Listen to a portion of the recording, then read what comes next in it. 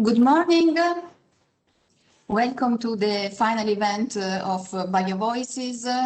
BioVoices is coming to an end after 40 months.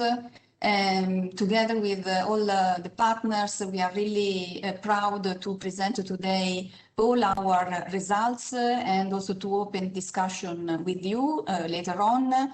But first of all, I would like to ask to our project officer, Agata Pienaz, that is here with us today from REA to introduce us and to give a welcome to this final event of BioVoices. Thank you, Agata. So thank you very much, Chiara, for inviting me to this event and also to organizing this event. I think it's really indeed a great opportunity just to come together and to discuss. I would like, I'm really pleased to welcome also all participants to this event and especially those of you who have been working on the BioVoices project for the last 3 years. And now today you will present us the final results, but also I would like just to thank the panelists who will be contributing to the discussion later, but also to those of you who just joined to learn about the results, to discuss them, but also to talk about the future related and consolidated actions, as you mentioned also in the agenda of the project. So indeed, I have the pleasure to be the project's officer following two of the Horizon 2020 projects, which is BioVoices and Transition to Bio. And those projects were funded indeed to support a similar overall objective of promoting the EU bioeconomy. So as you know, just a little bit like by the way, the European Commission is publishing calls for proposals to support different research and innovation priority areas. And the Research Executive Agency, which I am representing, so now we are called European Research Executive Agency. We are implementing some of those programs and we are managing the selected projects. So this is our work. So we cooperate together. We also support the policy feedback and we try that, to bring all of those results and support that they are coming back to the right place for supporting the policy development. So very quickly, what about the BioVoices? So you know that already in 2017, the Commission has actually identified that one of those challenges are that the consumers and citizens in general, they have little awareness and knowledge of bio-based products and published a call, a topic in Horizon 2020 program, which called for a kind of coordination and support actions to mobilize stakeholders and mutual learning, and of course to increase the knowledge about the bio-based products and at the end to accelerate also the development of the bio-based sector. And here we are. So there was the BioVoices project, which was selected as the best one to respond to this call and the challenge. So what we were expecting from the project was written in the topic, and I would like just to briefly mention it. It was about, we expected that there will be a direct impact just to create networks of a specific target group in order to raise the awareness and understanding of the bio-based products among citizens. The expectation was that BioVoices will create a better framework for new bio-based market opportunities, mostly through stakeholder engagement, and of course that it will contribute to a much more responsible policy making in this area. And we will have also the opportunity to hear those mini pitches later on the different policy briefs and to have the discussion. So I must say that I'm really very pleased to be project officer of this project because it's a good project, it's a success story. And I must say that after 3 years of BioVoices, you have managed really successfully to bring the relevant voices together, and as you have delivered the expectations. And just to mention a few results, which actually were also excellently summarized in the short 5 minutes video, which was shown before. And I would like also to promote to all of you who haven't seen the video, just it's on the website of BioVoice. It's really very nice. It's explaining to you within 5 minutes what were the achievements. So I see that you have organized more than 70 workshops and different events to bring the stakeholders together. You have founded the European Bioeconomy Network, which is an alliance of 70 EU-funded projects and also another initiatives promoting bioeconomy, and the project has also outstanding awareness raising and promotion activities related to bio-based products. And I would like just to mention this bio art gallery showcasing feedstock and relevant application, also like the educational book for children, very active work in social media, and the policy briefs, which I am really looking forward to listen to the explanation and to the discussion. So very quickly, Transition to Bio is the next project, which is a little bit like broadening the scope of BioVoices. And you know that in 2018, the European Commission updated the EU bioeconomy strategy, and a year later, the public topic was published in the Horizon 2020 program to support the implementation of this strategy, and especially to support the engagement, the public engagement for the bioeconomy. So this is a broader concept. It's about the bioeconomy, about different sectors and systems that produce and process different biological resources. So it's a broader concept in this topic. And again, the project Transition to Bio, which is coordinated by the same coordinator, was selected as the best proposal.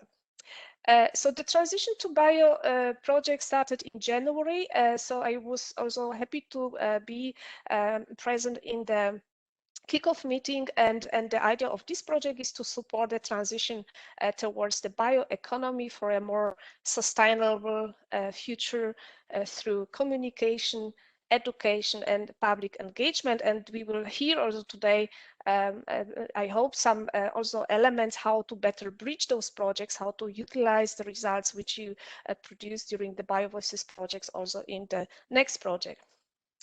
So exactly, so what do we expect actually from the Transition to Bio? So we expect indeed that the outcomes and activities continue in the Transition to Bio projects, but the expected impact also is much broader here. So it's expected that indeed the Transition to Bio project will contribute to the overall awareness of the European citizens. There is a focus made stronger on including young people, and the awareness shall be about the increased sustainability and environmental protection, sustainable production, consumption, and lifestyles. And we hope also that the Transition to Bio project will help, especially the young population, to make much more informed choices in the future when buying and consuming products. But the Transition to Bio has also additional expected impacts, and two of them I would like us to mention is about encouraging the development of bioeconomy strategies at local level and to contribute to the European Bioeconomy Network. And I think this event today is indeed a great opportunity to bridge those two projects, BioVoices and Transition to Bio. And indeed, as anticipated in the second part of the program, to talk about how to best utilize the results, how to exploit the existing European Bioeconomy Network, how to expand it and enhance collaboration, etc.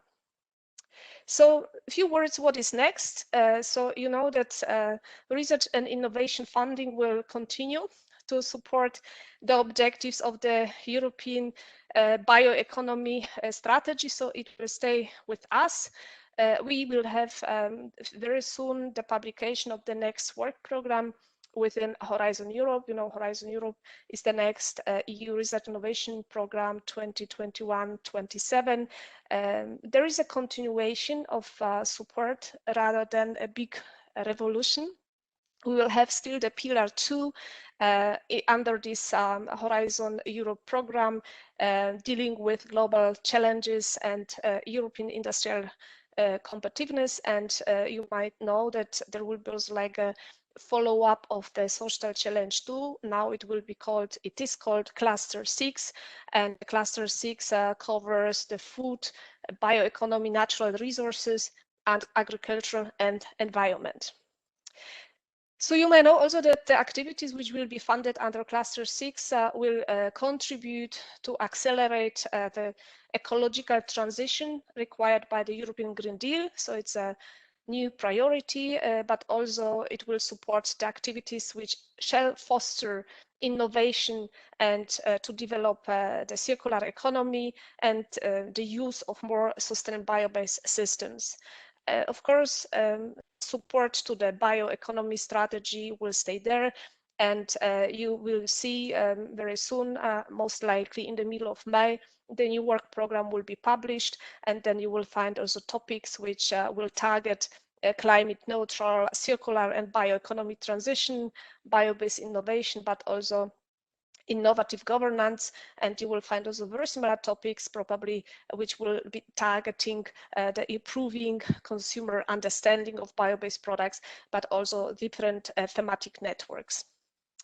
So where we are with the work program, unfortunately, we don't have my colleagues from the Commission probably participating today, but the work program is now under the final consultation with the member states. We expect the adoption indeed of the program soon. It is planned around the mid of May, and there will be also like a central info day end of May organized by the colleagues from the RTD Directorate and my agency, Research Executive Agency, so it will be a joint event most likely on the 26th, 27th of May, but it's still a tentative. So Cluster 6 projects will be fully implemented by Research Executive Agency. So I might probably meet maybe in the future some of you again. And I hope also that this event will just help you also to strengthen or establish new connections which you could also use for the future collaboration opportunities. So Chiara, I would like to thank you at the end and the team for organizing this event, and also to all participants for co-creating this event. So this event is really depending on your active contributions. So I really invite you to bring your voices through this channel also today. And yeah, thank you for your attention. And now let me give the floor back to Chiara, who will tell you a bit more about the BioVoices projects and the results. Thank you, Chiara. Back to you.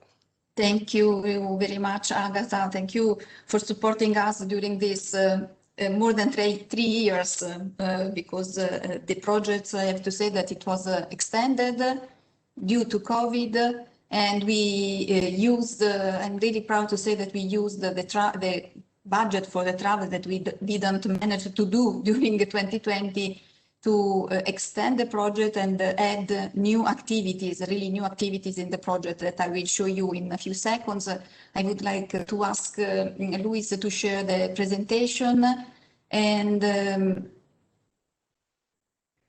I'm ready to present the output of the project.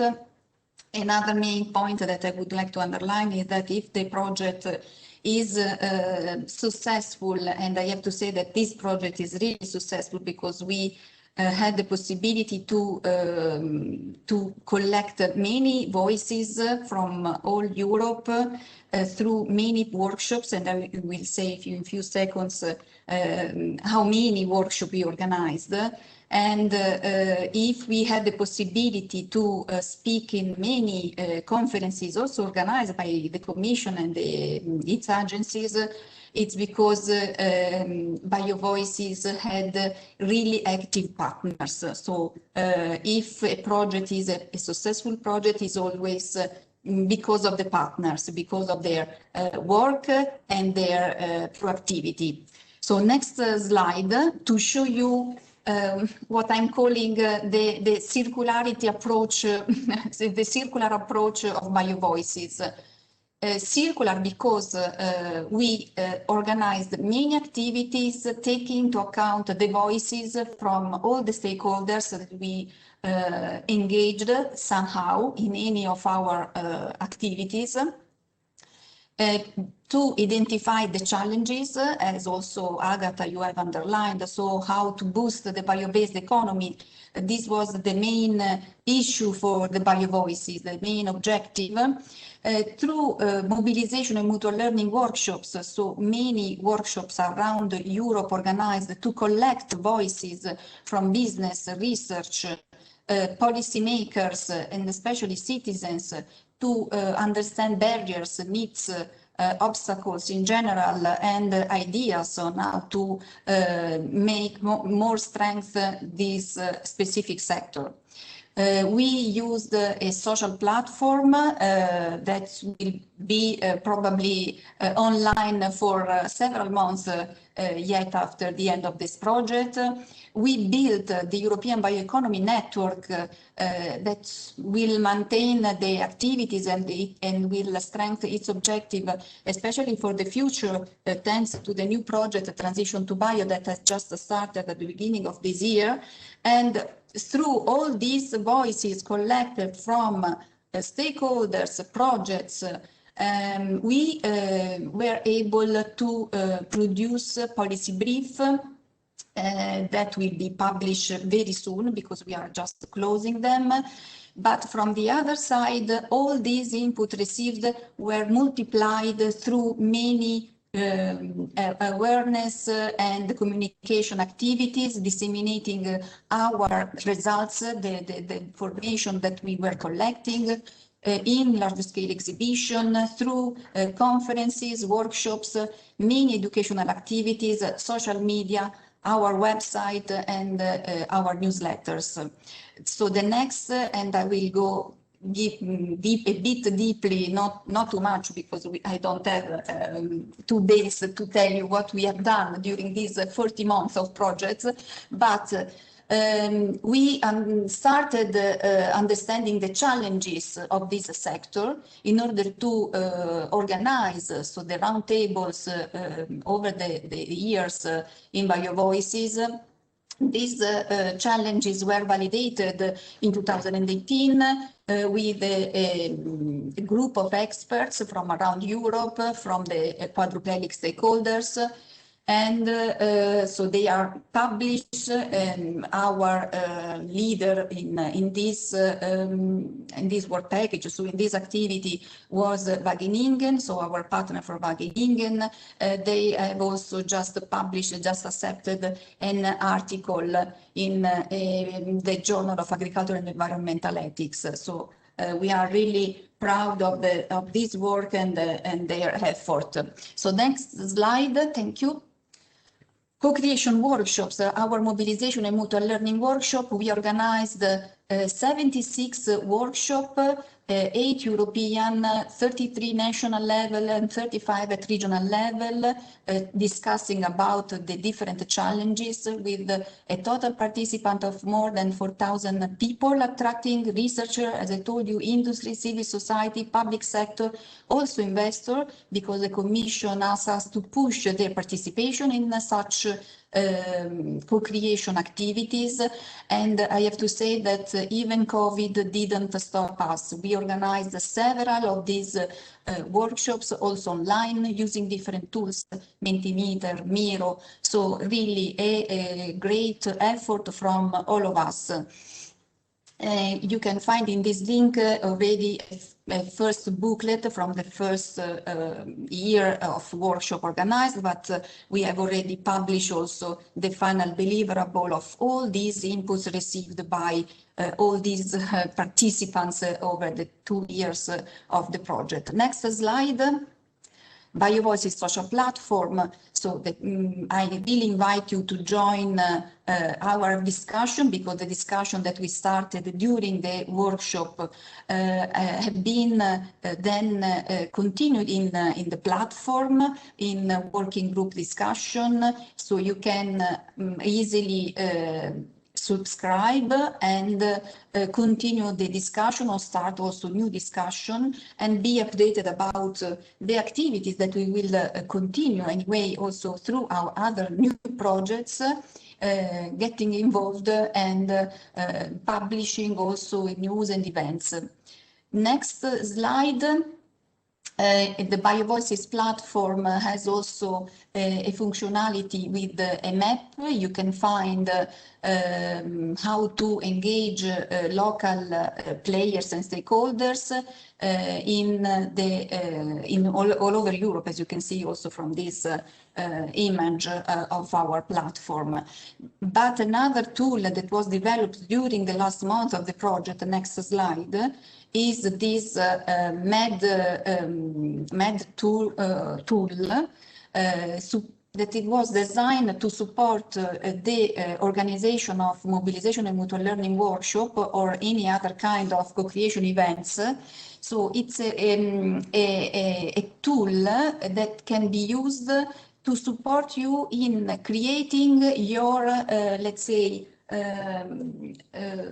personalized event. Take into account all the information that you can put in this tool. So if you want to organize a small event, the tool will support you in suggesting you an agenda for a small participation, for the organization of a co-creation event for small group of participants and so on. So it's really a proactive tool to support you in the creation of an agenda for a co-creation event.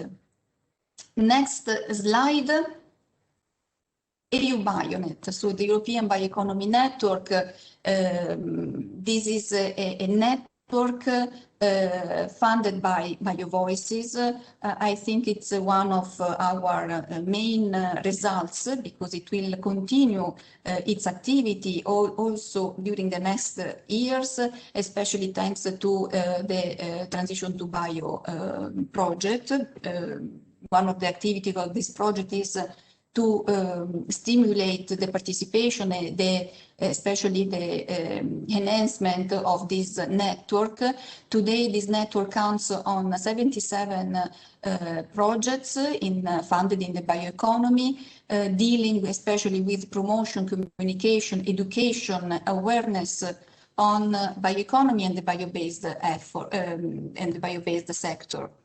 The main goal of this network is to maximize the efforts, increasing the knowledge sharing, the networking, the mutual learning, and the coordination of joint activities and events. This initiative was also mentioned in the updated bioeconomy strategy published in 2018 in 3 pages of the strategy. And through this network, I'm sure that we will give the possibility to many other projects to be a partner of this member of this network, and really maximize their effort of communication and dissemination, especially of their results. Next slide. Policy brief. So all the information collected from all the voices heard in different places, not only through the workshop, but also during our participation in large-scale events like McFair International or Research Night. So around Europe, we collected so many voices that we especially, I have to say, the partner here involved leading this activity was Minerva from UK, and they, together with other key partners, produced this policy brief. So with the insight from all these mobilization and mutual learning events have been collected and condensed in these 4 policy briefs. One, as you can see, for each quadrupelic stakeholder. So for researchers, for business sector, for civil society, and for the policymakers. The policy brief presents key messages for each stakeholder group based on these experiences, addressing the challenges currently hindering an increased understanding of the bioeconomy and the bio-based sector and the market uptake of the bio-based product. All these key messages have been then, let's say, summarized, condensed in the action plan for the citizen engagement. The first session of the workshop today will be dedicated to this policy brief. Next slide. So as I told you, we participate in many events, giving the feeling of what is the bio-based economy. But I go a bit faster. So next slide, you can see all our activity from our all these pictures. These images, many workshops, many conferences around Europe, as I told you, also organized by the European Commission, bringing with us big bags. I have to thank another partner, BIOVOICES, that really collected so many samples, more than 300 now of bio-based product, in order to make people understand touching and smelling and feeling what are the bio-based products. Next slide. Educational activities. So we started also with many educational activities, especially using the social media channels, activities targeting teachers, students from primary schools, but also teenagers, with many initiatives that I have to say will be case studies that will be replicated around Europe. The last production is the book for kids that we presented 1 month ago, and it is something that it's really new around the world, a book dedicated for very young kids from 5 to 7 years old.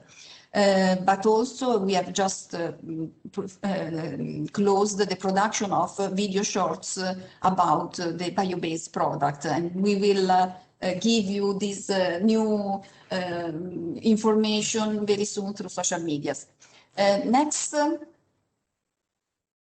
Social media, what I want to underline here is that BIOVOICES try to change the approach to social media from the project. So we reach now we can reach more than 7,000 followers, thanks to BIOVOICES that really strengthened this activity, promoting all our activities from all over the projects, outputs and partners activities, with campaign, with just a few examples also from the picture, the advent calendar during the Christmas time, videos during the International Women's Day, a video for the launch of the book for kids, but also many educational cards, interviews with experts, and so on. So a very new way to approach social media for the European project. Next one, website and newsletter. All our layout, the website, all our visual, I have to thank here Loda, our partner for communication and dissemination, and I don't want to forget all the other partners that were really precious for all their activities. PEDAL for the organization of the mutual learning workshop, but all the partners for their national workshop, and so Frontier from Romania, Civita from Estonia, and Azebayo from Spain. So all these partners was really active. So next slide. ICLEI for the activities to be especially replicated in their really big network of cities and regions around Europe and the world, because ICLEI it's a global network. So these are the partners. I have to thank all of them. And just after this presentation, we have produced another video, the last video of BIOVOICES, with all the partners' voices, with some, let's say, takeaways from BIOVOICES from all of them. Last but not least slide, next one. Follow us on social media, because the social media of BIOVOICES are so rich, so successful, that will be continue their activity funded under Transition to Bio. So let's continue and follow us.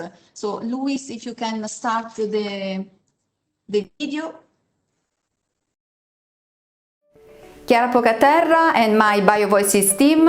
Arianna Magni, Flavia Napolla, Matteo Sabini. APRE, Agency for the Promotion of European Research. We are located in Rome and we are the coordinator of BioVoices. For APRE, BioVoices was an extremely important project in order to strengthen network and collaboration with other stakeholders in the bioeconomy field and in general in the bio-based sector. Main results of the BioVoices project will be furtherly exploited in future activities and new projects, especially in the education and awareness raising campaigns for the bioeconomy. BioVoices changed the approach on how the social media are used in EU-funded projects.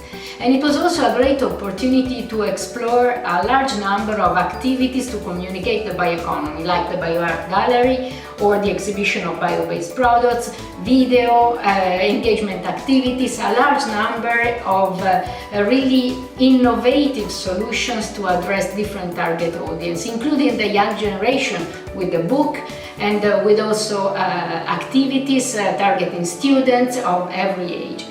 Another important achievement of BioVoices was the launch and setup of the European Bioeconomy Network that counts now more than 80 projects and initiatives and facilitate the collaboration, mutual learning and action plan for communicating bioeconomy. Hello, my name is Iacovos Delioglanis and I'm Senior Consultant in Cune Plan International Advisors in Thessaloniki, Greece. My key takeaways from BioVoices project is the map of challenges for the uptake of bio-based products, as well as the infotainment material that has been developed to stimulate the interest of young generations. Hi, I'm Robert Miskov, CEO of Pedal Consulting based in Slovakia. One of the major takeaways from BioVoices for me personally will certainly be the matrix of key bioeconomy challenges split per cluster and innovation phase. Hello everyone, this is Pietro from Loba, Dissemination Manager of BioVoices. The main takeaway from this project will be for sure the BioArt Gallery and the collection of bio-based products that we've been exposing through several large and major dissemination events across Europe. Rhonda Smith, Minerva, UK. The BioVoices project has enabled us to expand our network of contacts across research, policy, business and civil society. It's also enabled us to communicate clearly about the challenges as well as the opportunities of the shift towards a circular bio-based economy. And it's also demonstrated to us clearly the vital importance of collaboration across all stakeholders. Thank you, BioVoices. Hello, I'm Sofia Garro from ACEBio, the Spanish Bioindustry Association. Being part of BioVoices gives us the tools to face the great challenges of bioeconomy, as well as provide materials and experience to help increase citizen engagement and acceptance of bio-based products and services. Hi, my name is Patrizia Grifoni, Senior Researcher for the National Research Council of Italy. One of the main results of CNR for BioVoices consists on the BioVoices multi-stakeholder social platform and this ontology, which enable to access, share and organize contents and events on the bioeconomy. Hi, my name is Anne Schultehoes from Wageningen Economic Research from the Netherlands. One of the key lessons I learned from BioVoices is that it's very important to look at why it's very hard for market players to replace their non-bio-based products with bio-based products, and to look for ways how they can make this transition in a responsible way. Hi, my name is Nikolai Jacobi, Senior Officer at ICLA Europe. To me, the BioVoices project has revealed three main messages, partly from the policy perspective.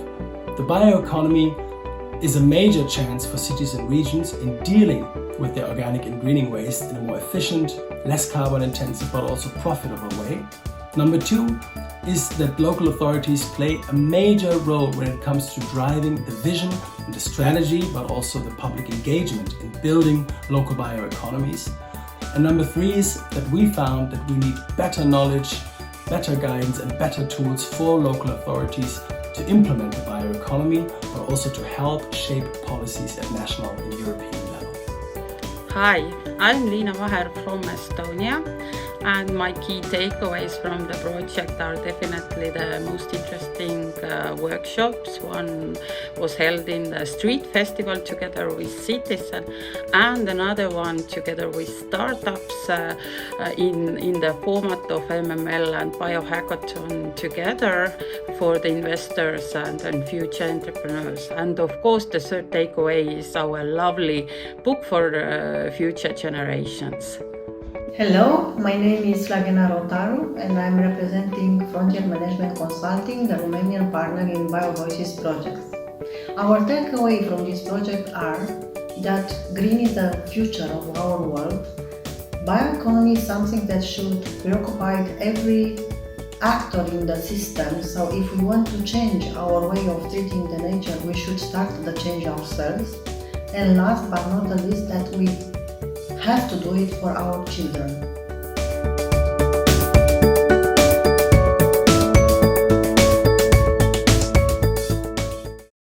Thank you. I hope that you enjoyed, and I give you immediately the floor to Robert Pedal for the session, the first session of our final event. Please, Robert. What a ride, Chiara. I really still remember our kickoff meeting in Rome, as if it was yesterday. And these 40 months really flew by super quickly. Good morning, everyone. From sunny Bergamo in Italy, I'm Robert Miskov, CEO of Pedal Consulting, one of the, and I say it really proudly, proud BioVoices consortium partners headquartered in Slovakia. It is my pleasure to welcome you to the first session of this event, where we will be discussing BioVoices key messages for quadruple helix stakeholders and also the action plan for citizen engagement. In particular, during this session, you will be introduced to BioVoices policy briefs presented by my dear colleagues Virginia Neal from Minerva in UK, Bea Paloma from Asebio, Nicolai Jacobi, ICLEI Germany, and Susanna Albertini from FBA in Italy. After that, we'll dive into BioVoices action plan and practical guides for organizations. This part will be moderated by Rhonda Smith from Minerva UK. And this session will feature panelists representing business, policy, research, and civil society. I'd like to really give you a heads up and to have your mobile phones or computers ready for a quick collaborative Mentimeter session, which is embedded in this session. So the code will be uploaded to the chat and shared with you also when the time comes. Now, with further ado, I'm thrilled to welcome and briefly present our quadruple helix panelists. So the BioVoices voice, the business voice, will be coined by Agnes Borg, who is the Industrial Biotech Director at Europa Bio, and Ms. Irina Biliaeva, who is the Open Innovation Manager at ADM Biopolis. From the policy side, it is my pleasure to welcome Maria Nicolopoulou, a member of the European Economic and Social Committee, representing the Committee on the European Circular Economy Stakeholder Platform. Now, the voice of research will be represented by Dr. Ruth Nottingham, who is the head of business and engagement and intelligent capability and innovation domain at Biotechnology and Biological Sciences Research Council. And from the civil society, the representative is Luisa Crisi Giovanni, who is the Secretary General of Altro Consumo. With this, I'd like to hand over to BioVoices partners to introduce briefly policy briefs to each of the 4 key stakeholder groups based on the BioVoices experience, as already mentioned, across 70 plus MML events held in all 10 BioVoices partner countries and beyond. But before that, I'd like to give floor to Virginia from Minerva to provide a brief overview and the brief for the research sector. Virginia, over to you. Thank you very much, Robert.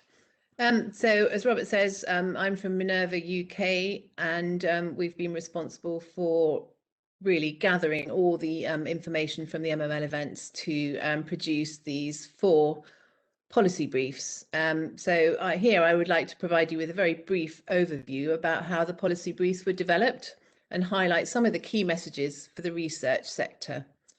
Our other partners will then talk about the policy briefs relating to their sectors. We have, over the past 3 years, all the partners involved in the BioVoices project have been engaging with stakeholders for the quadruple helix, and that is research, business, policymakers and civil society.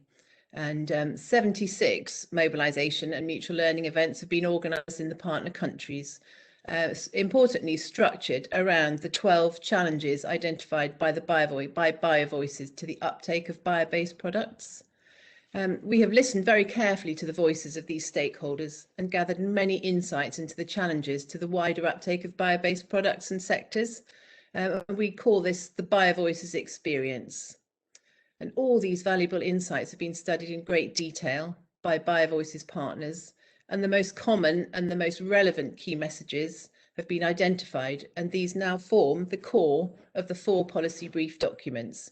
You can see the cover of each of these documents here. So we have one for research, one for the business sector, one for policymakers and one for civil society. It should be pointed out that many of these key messages are common to all 4 stakeholder groups, while some may only relate to a single group. These messages have been validated internally and also externally through individual sector contacts and an online focus group that we ran in December last year.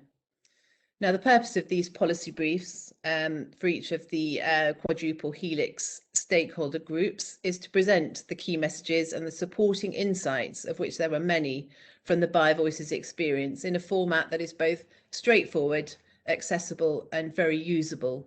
And they will all be available to download from the BioVoices website.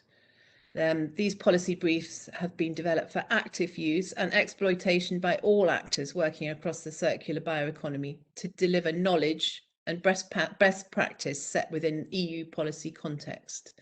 Now, these are to be used really to drive debate, support proactive discussion and collaboration to address the associated challenges related to the upscaling of bio-based products. And the key themes from the policy briefs common to all stakeholder groups have informed the development of the BioVoices Action Plan for Citizen Engagement, which will be presented later in this session. If I could have the next slide, please, Louise. So, key messages for the research sector. So 13 key messages were identified for the research sector, all of which are important and linked. But here I would like to just highlight 3, which are all focused very firmly on communication and collaboration. So the first one I am choosing is researchers must commit to communicating circular bioeconomy research to all stakeholders. So the BioVoices experience has indicated extremely strongly that the research sector needs to improve the way that results of circular bioeconomy research is communicated to all stakeholders. In order to develop a dialogue by creating appropriate research awareness campaigns. And researchers must work to present this qualified information through attractive communication addressed to all generations. And this is key. This statement here is using a terminology and language that everyone can understand. Now, this core theme of language you will notice through all the key messages for each of the stakeholder groups. Second key message I am choosing is researchers should develop and drive clearer connections to an understanding of market needs by increasing collaboration with all stakeholders. So again, BioVoices insights indicate that the research sector is very well placed to connect all actors, to build bridges that may bring academia closer to business, policymakers and ultimately consumers. This will ensure that the full value of bio-based research is made widely accessible to feed into market development. And my third and final message for the research sector I have chosen is involve regional and local stakeholders in research agenda development and actions to boost routes to local development. So in order to achieve this, researchers need to be actively participating in providing technical input to forward the development of regional bioeconomy clusters, ideally, as a strategic component of industrial policy. to support synergies and innovation within the circular bioeconomy. Investment in research and in the relative dissemination and exploitation of results by all local stakeholders will assist in regional and local development of the circular bioeconomy, which is what the project, BioVoices project, has been all about. So that's a very brief roundup of my chosen 3 messages from the research sector, and I would now like to hand you over to Nikolai Jacobi, Senior Officer at ICLE Germany, who will present the key messages from the policy brief for policymakers. Thank you. Thank you, Virginia.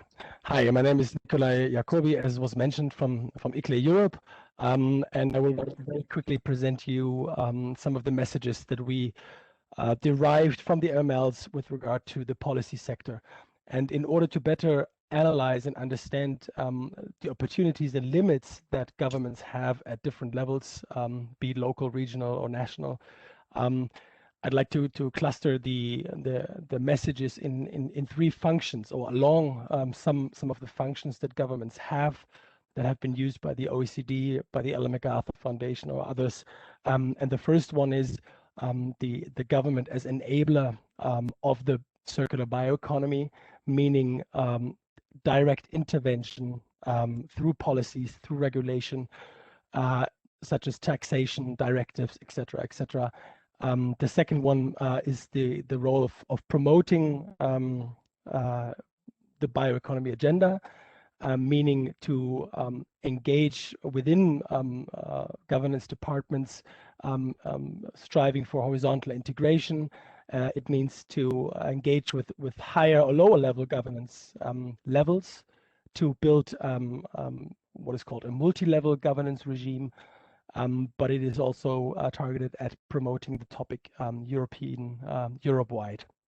And the last function is the facilitator function, which is targeted at the region or city as a platform to engage with different stakeholder groups, particularly with civil society, but also with industry groups. And some of the messages that you see displayed, I'm not going through them all due to time constraints, but some of the things you see there concern the enabling function, is targeted at the demand side intervention. So we found that we need framework conditions that stimulate, that don't focus only on the output side of things, meaning waste, etc., which is obviously very important as well, but that stimulate conditions in which sustainable bio-based consumption can occur through taxation and things like this. I think that's very key. On the promoting side, I want to stress that we need more horizontal integration in the way governments are structurally set up between departments, which departments are involved in the bioeconomy and circular economy agenda, to whom do they report, how are procedures being set up, how are they being advised, which scientific bodies are there to advise, etc. So that's very crucial. On the vertical integration, we also need much more when it comes to the circular bioeconomy, with looking at the climate debate, for instance, where multi-level governance is already for years a very crucial topic. So we need that for the circular bioeconomy as well. And then, of course, we need continuity in policy priorities within government, which can only come from effective leadership. And lastly, the facilitating function, where, of course, we have very centrally the topic of stakeholder engagement. And here we need, of course, more participatory governance models and industry dialogues. Yeah, those were some of the highlights in this regard. And with this, I would like to turn it over to Bea from Acebio. Thank you very much, Nikolai. I'm Beatriz Palomo from Acebayo, and we are the coordinator for the business sector. So regarding the business sectors, I would like to highlight some of the key messages collected. So the first message that I would like to highlight is develop robust, realistic, and flexible business plans for bio-based products to include all appropriate data to attract longer-term investor funding. So I think it's relevant that the companies from the beginning pitch their idea perfectly, have a strong business plan, a clear strategy, a well-defined customer base, but overall show the profitability to attract investors. So innovations takes time and resources, and this concept has more difficulties to get funding and also needs to be clear and very well explained. The second point that I would like to highlight is that business needs to increase cross-sectoral cooperation and connections between science, other companies, policy, and society, and international, national, regional, and local level to drive the development of the circular bio-based economy. There is a need to ensure the continuous improvement of bio-based products and technologies for increasing the competitiveness, but also to access to the market in a good conditions of acceptance. So also the cooperation, and get, for example, the feedback from the consumers is important to give it back as actionable knowledge to fine-tune the design of the bioproducts, but as well to take into account in the industrial agendas. So next slide. And at least, but not less important, the third point that I would like to comment is to have supportive legislation, common standards, labels, and specifications to build trust and confidence in the bio-based market. It is still necessary, with the support of other stakeholders, to push policymakers to implementing regulatory and practical change to ensure that the circular bio-based economy can compete effectively in the wider market. And these were the 3 points that I wanted to highlight from the business sectors. And I will give the floor to Susanna Albertini from FBA, and she is going to present the society policy briefs. Thanks a lot. So for this dimension, I would like to really stress the important role of the education curriculum, that is also to provide knowledge info, so at a lower level, like for instance what we did with the book, but then to proceed to all the levels and to get to the master studies, for instance, to really create a bridge between what are the needs of the business, of the companies, for instance, what are the needs for the society, to really drive the future working force that is full rooted in the bioeconomy. And of course, other points that could be important is, for instance, the question of using a very transparent and easy to understand and common language, but also to avoid greenwashing, because there is really a full and important attention to really know how, so to really go deep into understanding what is the bioeconomy and what are the pros and cons. And then, of course, bioeconomy should be communicated through stories, through inspirational examples, and also shouldn't be a bottom-up, but really the citizen should become in the center of the debate to really drive a change in not only consumption, but also production as a push from the demand, and of course, lifestyle. I'm done, so I give you the floor back to the colleagues, to Rhonda. Yes. Thank you very much, Rhonda. Whenever you're ready, please, if you could share with us what is happening in terms of BioVoices action plan for citizen engagement. Thank you very much, Robert. Firstly, I would like to just pay regards to all our partners who've been involved in actually collecting and collating all that information that's come out through not only the MMLs, but also the other activities of BioVoices. It's been an intense time to actually draw together the key messages. So when we do believe that these are going to be extremely useful for all of the 4 stakeholder groups. So the action plan is based on those messages that have come out through the policy briefs, and of course are all based on the BioVoices experience. So the aim here is to provide, in a sort of shortened form, a document that helps everybody think about their action plan for citizen engagement. Because as we all know, we need a strategy against which we can plan our actions and then obviously plot our progress. And the action plan, again, pulls together some key strategic concepts. So if you move to the next slide, please. of which there are 8. Clarity, which is all about obviously communicating in a very clear way, but in a very transparent and honest way, hence transparency is the next strategic concept. The importance of collaboration, which you've heard mentioned a number of times already, that you need to educate, and again, you will continue to hear a lot more information about that during this session, but educate in an appropriate way for each of the audiences that you are targeting. Ensure that the information that you're gathering and utilizing, whether it's you as a business or a civil society organization or a research operation or indeed policymakers, that you enable open access and that you use and collaborate to ensure that everybody has access to the big data that you are collecting in order to help us all drive this sector forward. And then again, you've heard a lot about communication already. You will continue to hear a lot about communication during the rest of this session, but it's important that every organization thinks about the best way in which they can make their own voice heard, whether it's through collaboration in bigger events, maybe simple actions like signing up to particular conventions or taking part in meetings. But this is really important that everybody commits to making their voice heard and communicating in the most appropriate ways. Next slide, please. So attached to each of these strategic concepts are particular actions, again, based on the BioVoices experience of what we have found out, what we have experienced, what we have heard from BioVoices that are the most important things to focus on in order to drive this, this forward. So for example, the clarity is about using a common language.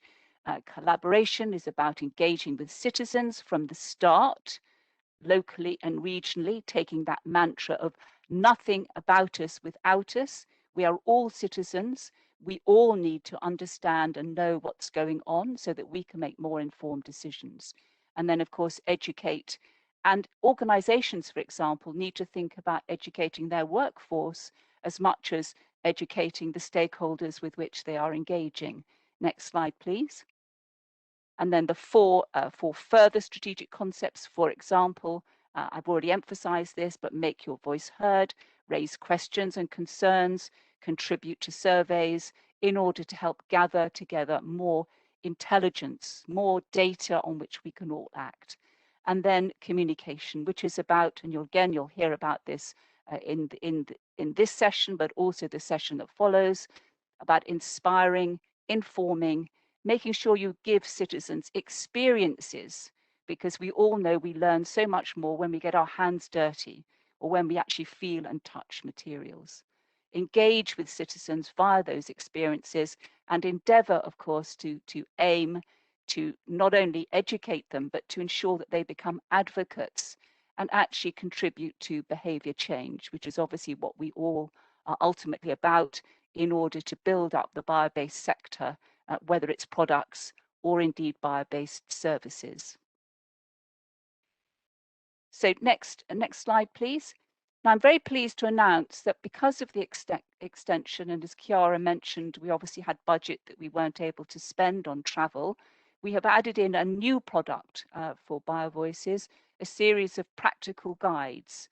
And these are designed to be helpful to organizations who need to think about starting or improving or reviewing their citizen engagement strategies and planning. So we've produced these practical guides, and again, thanks to our core partners who've been involved with this. And there are 4 now. They're not quite finished, so we cannot show you exactly where to find them at the moment, but they will be finished in the coming days, and they will be available on the BioVoices platform. So there's one for research organizations, one for local and regional government, one for business, and one for civil society. And of course, these should all be utilized and considered in conjunction with our overall action plan for citizen engagement and indeed the policy briefs. Next slide, please. So just to give you a flavor of what the practical guides will provide for you, there'll be an introduction in terms of the policy background, the reasons why you should be engaging the citizens, of course, from a carrot and a stick perspective, because of course there are significant benefits of ensuring you have effective citizen engagement. There's a simple decision tree to help organizations think about the way forward. There's recommendations and action points regarding internal actions about getting your organization ready to either instigate or review your citizen engagement plans, how to then think about external validation. And we link you in those documents also to the MEAD tool, which you heard about earlier, to help you think about the type of events, type of meetings that are going to be best suited to where you want to go in terms of your citizen engagement. So thanks to BioVoices partners, particularly ACIBio, FVA, ICLE, Minerva, my organization, and of course Pedal, our leader of our own work package. So we will obviously let you know when these are finalized, and thank you very much for your time. So back to Robert. Thank you. Thank you very much, Rhonda. The next part is about the 3 questions, and there will be also a debate. At this point, I'd like to ask our dear guest panelists to briefly introduce themselves, and then Rhonda, back over to you. So if I may ask Agnes, good morning, Agnes. Good morning. Good morning, everybody, and nice to be here. My name is Agnes Borg, and I work as Industrial Biotech Director at Europa Bio, which is the European Association for Bioindustries, so representing the biotech industry in Europe. And at Europa Bio, we've been involved in the discussions around the bioeconomy for some time. So nice to be here today. Thank you very much. Maria, welcome. Yes, good morning. Good morning, everyone. Thank you very much for the invitations and congratulations on your work. It's really impressive. I'm looking forward to reading everything. For those of you who do not know the European Economic and Social Committee and the platform, the EEC is the bridge of civil society and policy making. Our main task is to give feedback to the EU bodies on upcoming legislation and give voice and transmit the ideas of the organized civil society. And as for the platform, it's a joint project with the European Commission, which is coordinated by a 24-member group of different civil society organizations. ICLE is part of the project, actually. And the idea is to have an online dedicated common space for the Europeans to share best practices, ideas, action plans, events, and so on related to circular economy. So we want to work together. We want to accelerate the transition. We want to build networks, and you're very much invited to participate in the platform as well as EcoVoices. So I see we are working in parallel. Thank you. Thank you very much, Maria. Before we go to research represented by Dr. Ruth, I'd like to go back to business. Apologies, Irina, and also introduce, if I may ask you to introduce yourself as well. Thank you so much for the invitation. My name is Irina Bileeva. I'm responsible for open innovation and ADM Biopolis. Actually, I would say in the ADM Nutrition division. In ADM, as you know, it's one of the biggest agricultural player. It's a multinational company, and we are really working in different areas, but we are very focused on nutrition. And my role is to coordinate strategic cooperation with as well as with public and private institutions in order to speed up our innovation and our uptake of disruptive technologies. Thank you very much. And now to Dr. Ruth Nottingham. Welcome. Hi, thank you.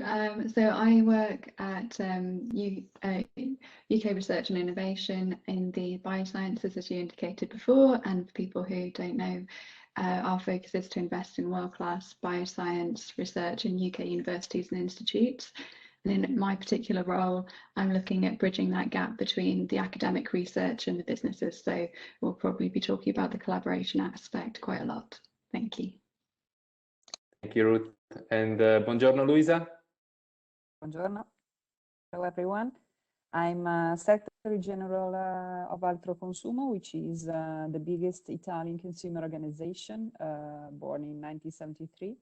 I'm working in consumer field since 94, and since 2017, apart from being a member of the executive board of BIO, which is representing consumer organization in advocacy domain towards European institutions. I do act as a fundraising manager for the Euroconsumer Network. So I do manage a portfolio of innovative projects, now about 25. So I'm very keen on, let's say, the policy brief suggestions related to dissemination and engagement with, of course, civil society. Great. So I really look forward to the Q&A, which will be moderated by Rhonda. Rhonda, whenever you're ready. Thank you very much. Thank you very much, Robert, and thank you to all our panelists. Can I suggest that all the panelists keep their cameras on during this session? That would be really helpful. Could I have the next slide, please? I know that our panelists have already received, hopefully, briefings regarding the policy briefs and the action plan, and of course, notice of these questions. But obviously, it's a lot of material to obviously accumulate. Some of it, I'm sure, will chime with your own experiences and your own roles within your organization. So we're very keen to hear from you what you are initially, at least, taking out from what BioVoices has pulled together in those documents. So I'm going to ask you a first question, and then on the slide, you'll see an order. And I would like you then to respond briefly your answers to those questions.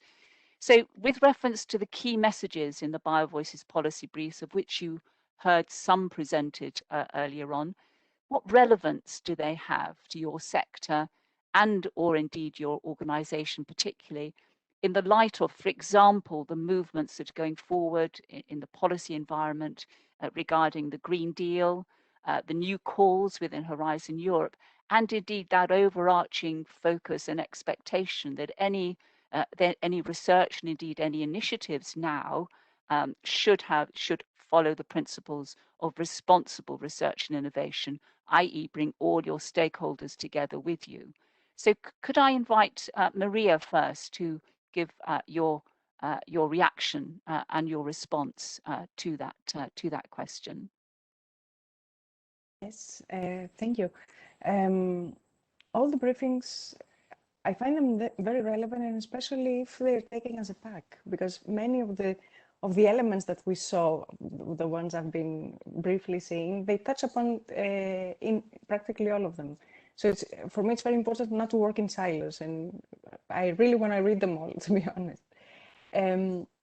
Now, anything that boosts circular consumption and production and uses fossil-free alternatives is directly helps achieve the goal of the European Green Deal. And I insist very much on the circularity because bio-based products as such, they're not automatically sustainable.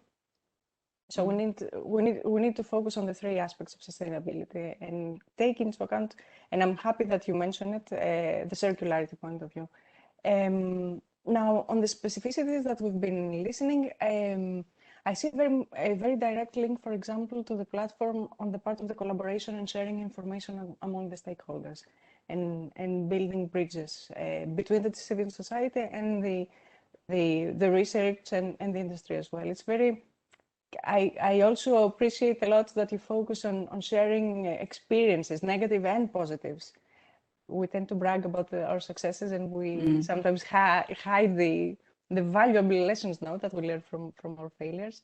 So I also I take the point on everything that has to do with policy making, green taxation, labeling, for example. This is something that we have been pushing already through the ESC to the Commission. And in general, I see a lot of things that we can pick up from all the briefings so that we can use them, as I said, in our future ESC opinions. Thank you very much, Maria. Agnes, would you like to follow on from that, please? Yes, thank you. And I think you've picked up indeed on some of the key developments for the moment. Of course, with the Green Deal, we are seeing not only the strategies having been developed, but also moving towards more and more concrete initiatives also across the board. So it's great to discuss this in that context. And I think your quadruple helix approach when it comes to increasing awareness is also very interesting in this concept. So from Europa Bio side, so we are engaged around increasing communications around biotechnology and the benefits vis-a-vis the EU institutions and other actors, but that's of course our main audience. And I think there are many recommendations indeed, and parts of them will be relevant for us to look at when, of course, they align with our members' approved positions. And what I liked as well, which was also shared with us, was some concrete case studies that came with the policy briefs, and really examples around this bioeconomy village, the European Bioeconomy University, etc. Because I think the skills part, the competences part is also very important. And I think when looking at the different, I think many points are very interesting that were presented today. The continuity, I think, is very important. There's, I believe, an increased awareness and willingness to live sustainably and awareness around sustainability from citizens, but still when it comes to really awareness of bio-based products, what their functionalities are, there's still a lot to do. So it seems like you have achieved a lot from the BioVoices here, but I think really this part on integrating the circular economy and the bioeconomy is very important now as well. And another point that I would like to make is also, I think it's important to also look at what's already existing. For example, when you speak about terminologies, when you speak about, these type of things, there are, for example, standards developed around terminology in some technical committees of sense, or really to look at and build on what is out there and existing as well. And just to add as well, I mean, from Europa Bio side, we're also engaged in some alliances on bioeconomy, for example, the European Bioeconomy Alliance. And we've also tried to promote the bioeconomy in everyday life, that it's really already part of citizens and the product, citizens' lives and the products that we use. So I think what you have been doing there in terms of materials and so on will be very interesting to look at as well. Good. Thank you very much, Agnes. Ruth, could I invite you to respond to the question, or indeed to any of the comments you've heard so far? Thanks. I think I've unmuted now. Yes. So yeah, no, very interesting. I agree with a lot that's been said already. I guess in relation to the question, it's very relevant to the biosciences research area in terms of the highlighting the importance of it within the EU Green Deal, Horizon Europe, and responsible innovation, kind of keeping that in mind at all times. I would also add that from a UK perspective, there are also a lot of developments going on in the policy space that are also really encouraging for bio-based products. So there's the UK bioeconomy strategy that's been out for a while, but then also UK clean growth strategy, the 10-point plan for a green industrial revolution. So I really do think that there's some momentum, and it's really good news for researchers within these sort of bio-based product areas. I guess as well that this just highlights that there's an urgent need to develop more in the bio-based sector. And I think that what I took away from some of the key messages in the research sector policy briefing was just that it was still incredibly relevant to improve how we communicate some of the results we've got of our excellence, academic research, and make sure that that's getting to sort of the wider society, but also that it's getting to the right businesses and they're understanding what there is. So we've got that push up from academia, but also facilitating that sort of businesses coming, saying what challenges they have, and an academic being able to just drop in that idea of, oh, I can fix that, and we can do something with that over bio-based. Again, really important to incorporate that circular thinking within bio-based, and it's really good timing in terms of we've recently, as UKRI, launched a multidisciplinary program called the National Interdisciplinary Circular Economy Research Centres, and there's 5 centres, and then there is a hub.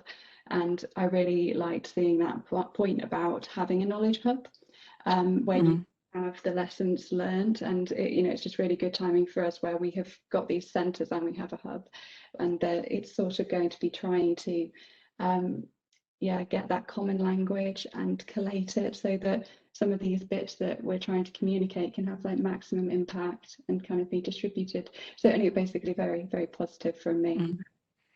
Thank you very much, Ruth. It's very apposite that today is Earth Day, isn't it? So we've heard a couple of people saying this is urgent, we do need to drive this forward. So and obviously the civil society sector and the consumer, citizen, all of us have an important part to play. So, so Louisa, what's your response to that first question? Well, I think the relevance stays with the fact that in your action plan, you identify concepts that are mirroring the new consumer agenda that was delivered recently by Commission Reinders, and I found that, for example, the topic of communicating well is quite relevant to really deliver people useful information to do the right and easiest possible choice in terms of their convenience, but also environmental impact. Let's say that this will also benefit companies, and of course this will also mean for us that we need to play a role as consumer organization to face and fight also the greenwashing, because of course the fact that you provide reliable information is a driver that probably will increase and even triple the sales of the companies getting green. But we also need to keep a fair market, because this is, let's say, a trend, sustainability, and we need also to really identify who is doing this just for marketing purpose and not for real.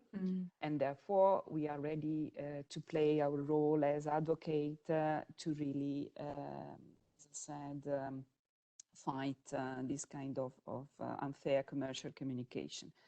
A couple of other points to me that has been already mentioned are the fact that we as a consumer organization, being part of the civil societies, are there and structure and professionally we do represent individuals that do not are maybe not so easy to reach up, and in a way we are the famous citizen science, because we do represent, for example, in Europe as Euroconsumer network already more than 1.5 million consumers organized. So our own platforms are already clusters of individual and consumers.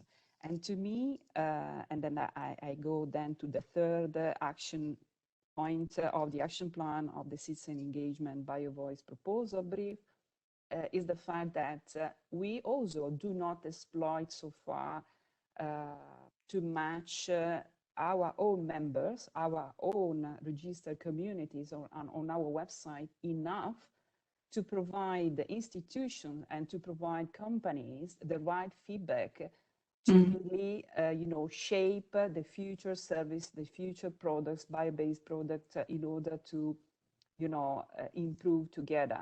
And therefore, the data management, the big data management, the user experience, even more, than information and communication, is key to engage larger communities of consumers. So we need a circular flow of information based on experience. Based on experience, but do not disregard, let's say, looking forward and looking at the New Horizon Europe development, the possibility to really exploit the stakeholders as such. The tendency is to disregard or to think to consumer organizations, consumer groups, and maybe other civil societies groups as, let's say, general public. Let's say that we can be partners because we gather together lots of consumers already that trust us, who trust us, and we have already a framework of services that we deliver them, and they are happy with them. And let's say we are kind of intermediary platform or organization or body, I don't know how we can consider us, that really can be the partners of companies or research institutes in order to really engage communities of people to really, as I said, provide a continuous feedback, because the challenge ahead is not, let's say, a one-shot communication and one-shot step. Is really the maintenance of the process. Is a process. It's a long way to go to really reach the goal of a sustainable agenda. But in order to have all the partners engage, we need someone called a business plan, a long-term business plan, and each partners should receive its own advantage, because otherwise you probably said before, you need a carrot and you need a stick. Yes. And in a way, we need to really be practical with consumers. We needed to show them the advantage for them right now, because sometimes they don't care or something happening in this time. So in a way, we should deliver. And consumer organizations are quite, in a way, right place to really deal with this process. And we can really, I think, be good partner for this call for proposal in order to really, bring you our contribute.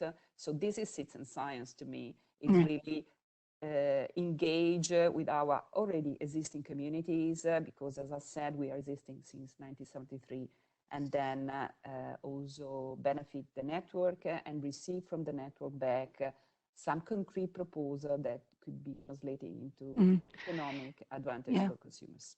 Thank you, Louisa. So maybe a challenge to our other speakers here to think about: are you utilizing organized, citizen organizations, networks enough and in the right way at the moment, in order to set up this continuous flow, in order to have this continuous improvement?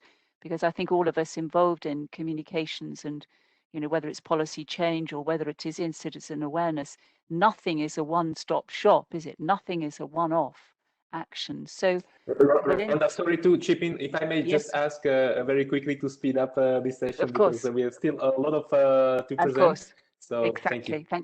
Thank you, Robert. So so quick comments, please. There was a lot of very important points made about trust, about circularity, about the fact that actually, in fact, some of the bio-based initiatives aren't necessarily sustainable. What would you like to pick out from what you've all heard? A quick comment from each of you. Agnes, would you like to go first?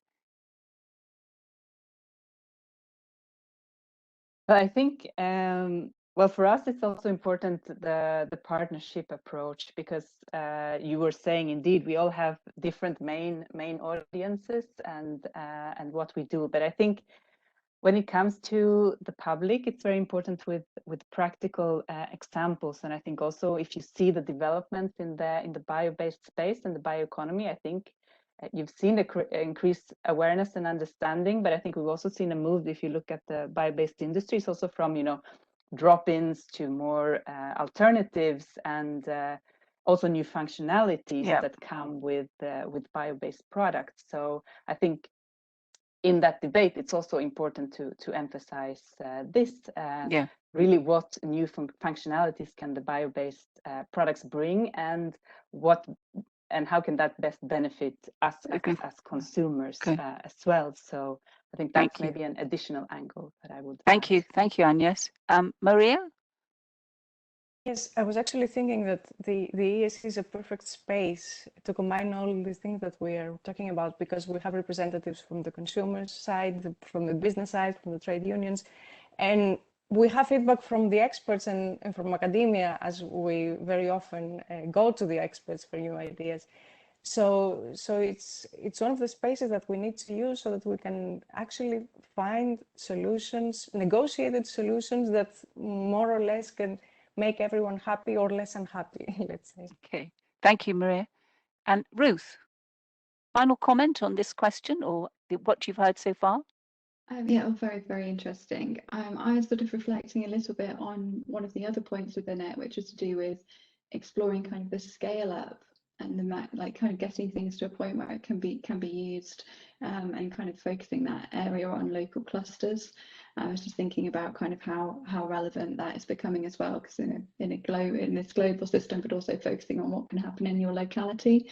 I think especially with some of the not being able to reach out maybe quite as we used to in terms of the physical networking, though you can obviously reach out across much wider through one of these. Yeah, absolutely. Yes, don't forget, you know, obviously, don't forget about the local and your locale. Please, everybody who's listening, please do put your questions or comments into the chat box. We may not be able to give you the microphone, but we'll certainly look at anything that you're putting into the chat box. So let's move on to question 2. So citizen engagement is vital to lead behavior change, hopefully advocacy, trust, engagement with the topics and the information. And only when we get that behavior change will we get that uptake and scale up. Somebody's mentioned scale just now of bio-based products and indeed services. What would you consider? If I may just ask, sorry, just we have 1 minute per question. Sorry to speed up, but there is really plenty of other things to present. So apologies for that, but we need to follow the schedule and the timing. Yes, of course. So, yeah. So what's your sector's main challenge to delivering citizen engagement that can help lead to behavior change? Shall we start with Ruth? Research. What do you think is the challenge to research organizations in the research sector regarding helping to drive behavior change? So I think I suppose that obviously we're supporting some groundbreaking research that will get some of these brilliant ideas that then can go on to be communicated to citizens. I think in terms of my challenge is that the researchers are actually really quite good at doing this, and it is part of what they go out and do, and we encourage them to disseminate their findings and engage with the public through lots of really good festivals like Pint of Science and other activities across globally and locally. I think that's been slightly different in the last year, but also I think that there is something to do with the powerful collective format and having networks to bring together like stories in a cohesive narrative, so you can have some real impact of where everything is going for citizens to sort of see how it's going to happen. Perhaps as well, some of the science that we're kind of looking at maybe away from market, and so trying to communicate that, you know, there are so many possibilities of where this research might go, and kind of trying to get a bit of a sense of how long it might take as well before that consumer may be able to buy, that citizen may be able to be a consumer and buy it. But yeah, generally as well, from my perspective, we do produce sort of impact case studies of certain sort of projects, but I think we could probably do a bit more in terms of actually pushing those in a direction of a more public-facing kind of organisation ecosystem to kind of get a bit more traction with those. That's my very quick thoughts on that. Yeah, thanks, Ruth. The relevance, isn't it? Demonstrating the relevance of research to everyday life. Would you agree, Louisa, with that? Is that a main challenge in terms of helping to drive citizen engagement? I do think that is key to really design the process with consumers in the driving seat since the beginning, let's say by design or by default, like the GDPR regulation.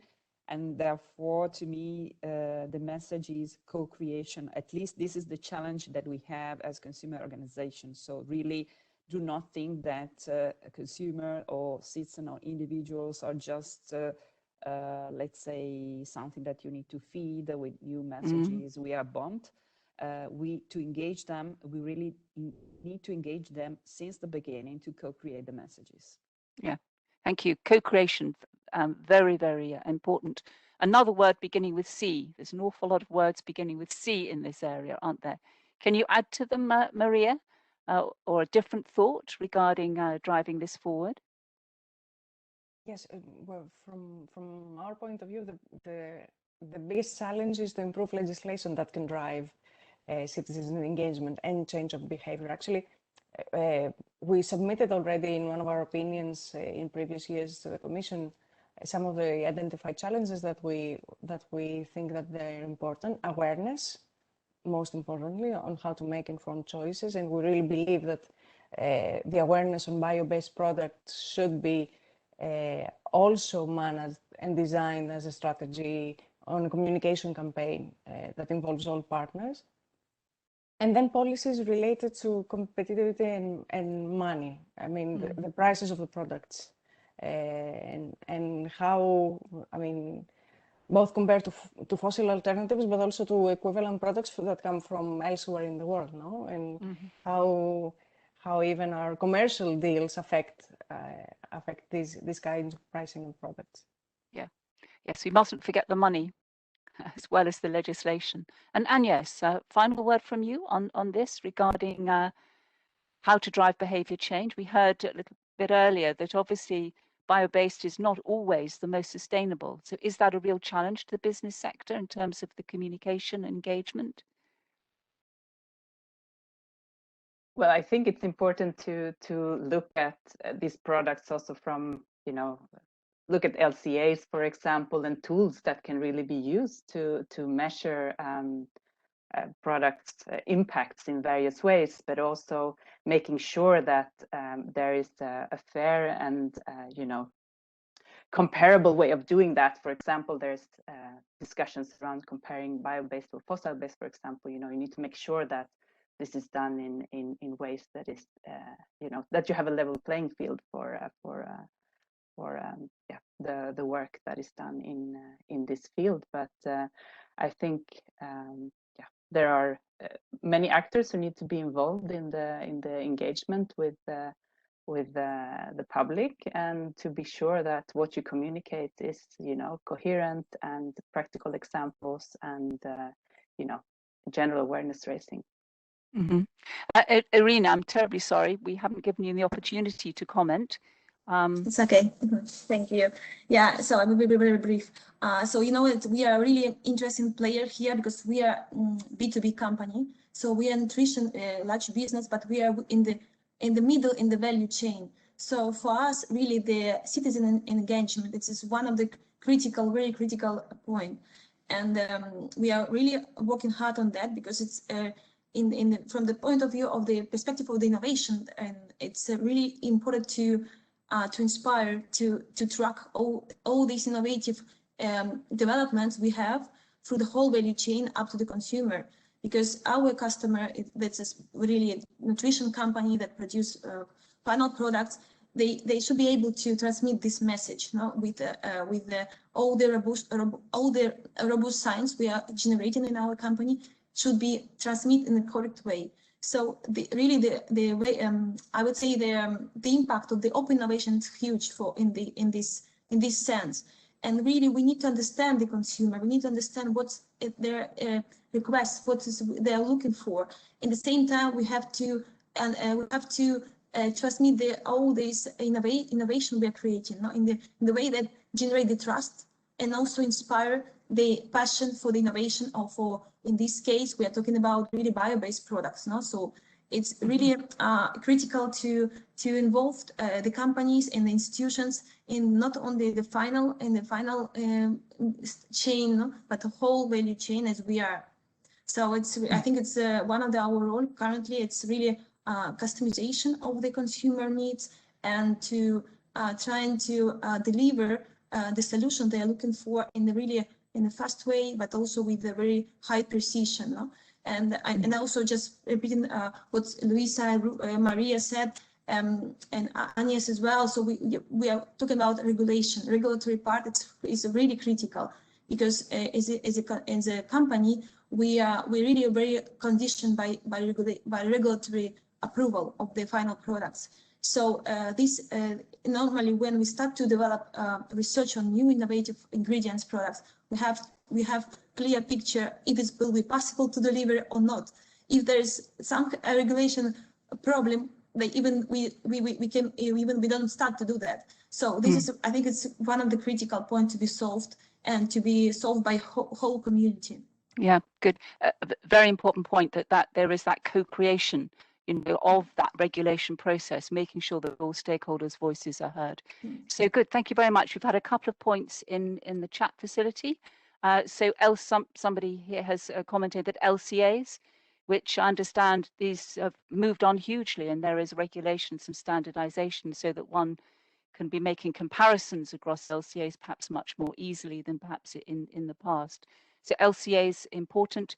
And another comment to say that money is one of those elements that is important to ensure that there is this level playing field, and lots, of course, to consider and change in that direction as well. So I think we're moving on to the last of the three questions. So we're going to ask you now very quickly, literally 20 seconds, please, if you could, to give us one practical way, one message or action which you will use from the BioVoices action plan, which are based on the policy briefs in your work. So, Luisa, would you like to start? I will stress again cooperation or collaboration if you want.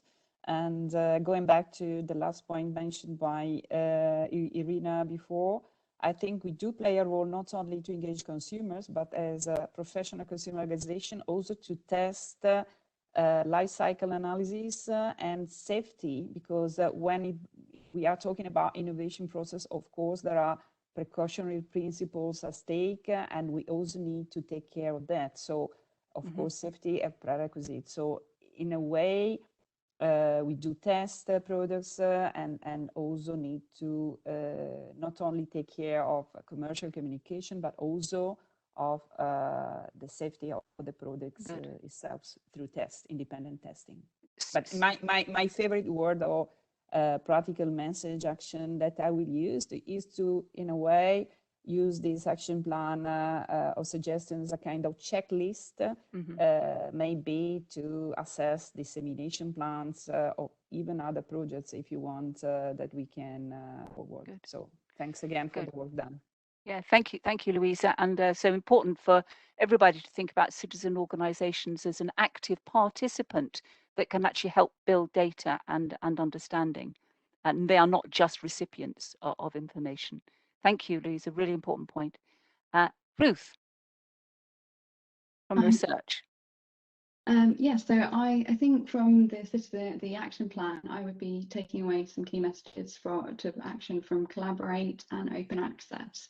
So I think continuing to kind of make sure that there is a flow between all the different stakeholders. I mean, I think, as you said, it's not a one-off thing. You have to keep doing that and keep making sure that that information is flowing, and try and get a really diverse engagement and expertise, actually. And when we're designing new programs and we're thinking about the new areas that we're going to be trying to fund, And then leading into that on the open access, I think it's evident from the discussions today and wider discussions I've been involved in that there's a lot of action, and in this area there's a lot going on, and so making sure that I'm utilising everything that is open access to check for duplication, so that we're applying sort of our money and our resources in areas that are not being duplicated elsewhere to have the most impact.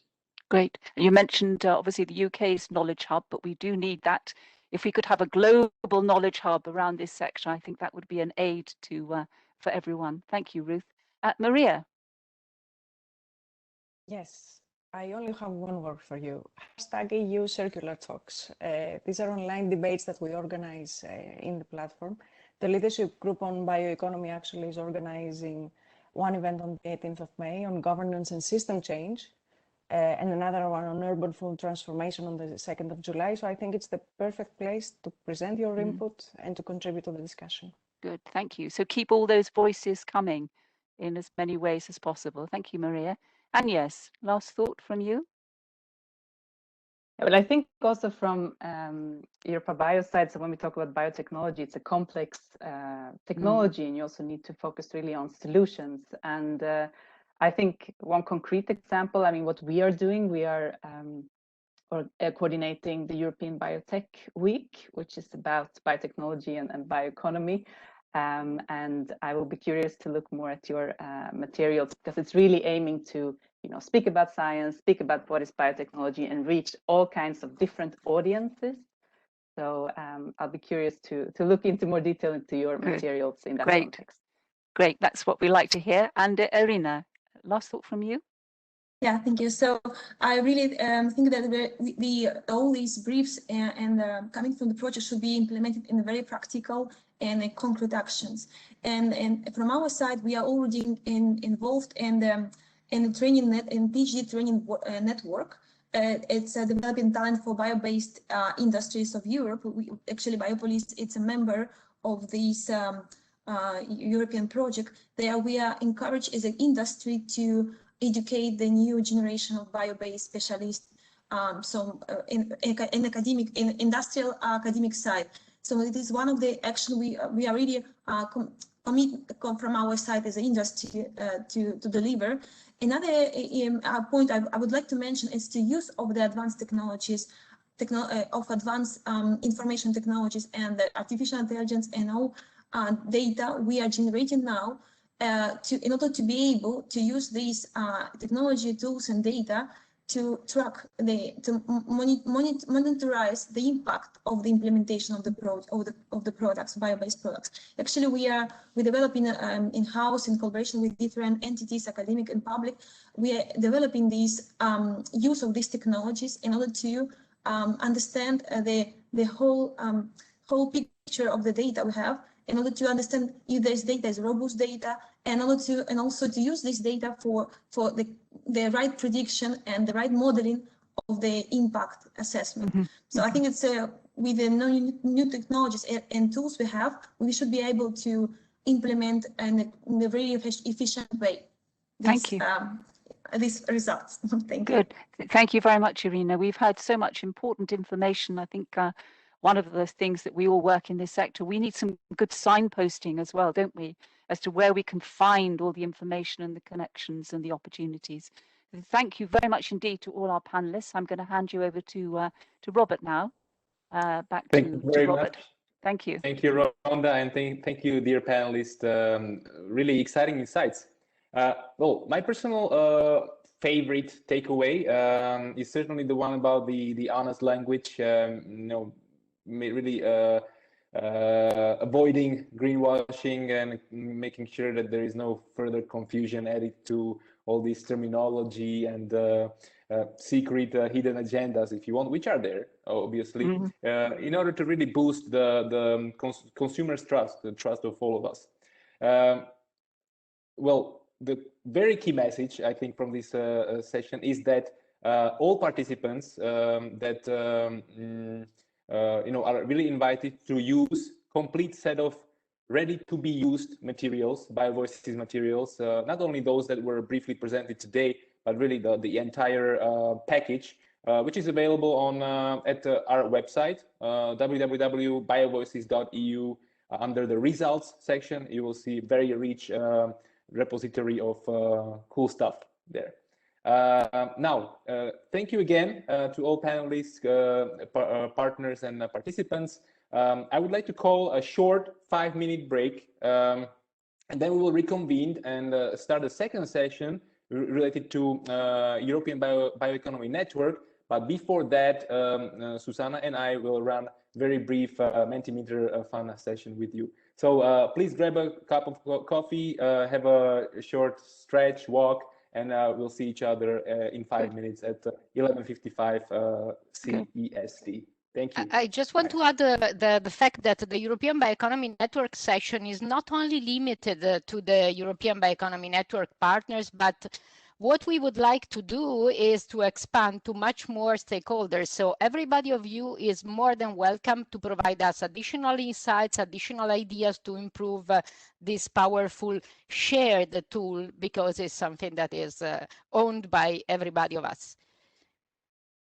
Okay, everybody, I think I hope we are all back. So what we would like to do now is the Mentimeter session. So take your cell phones, go on menti.com. It's not written here, but it's menti.com. Menti.com. I put it in the chat.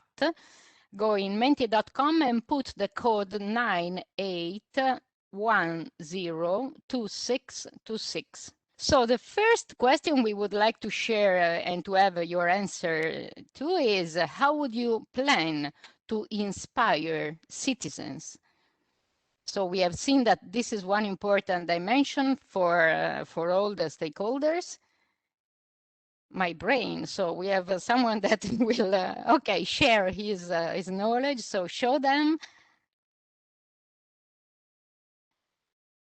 I think show them examples, show them business cases, show them inspirational stories, sharing knowledge. That's good. Taking them onto the boat. Robert, also jump in. Yes, okay.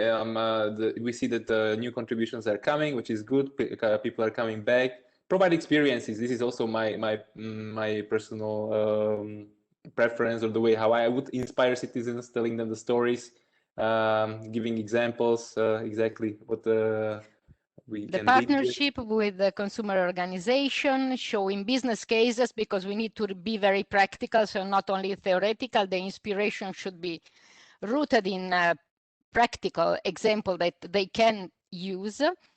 Short videos. Short videos is a good one. Educate the young generation, absolutely.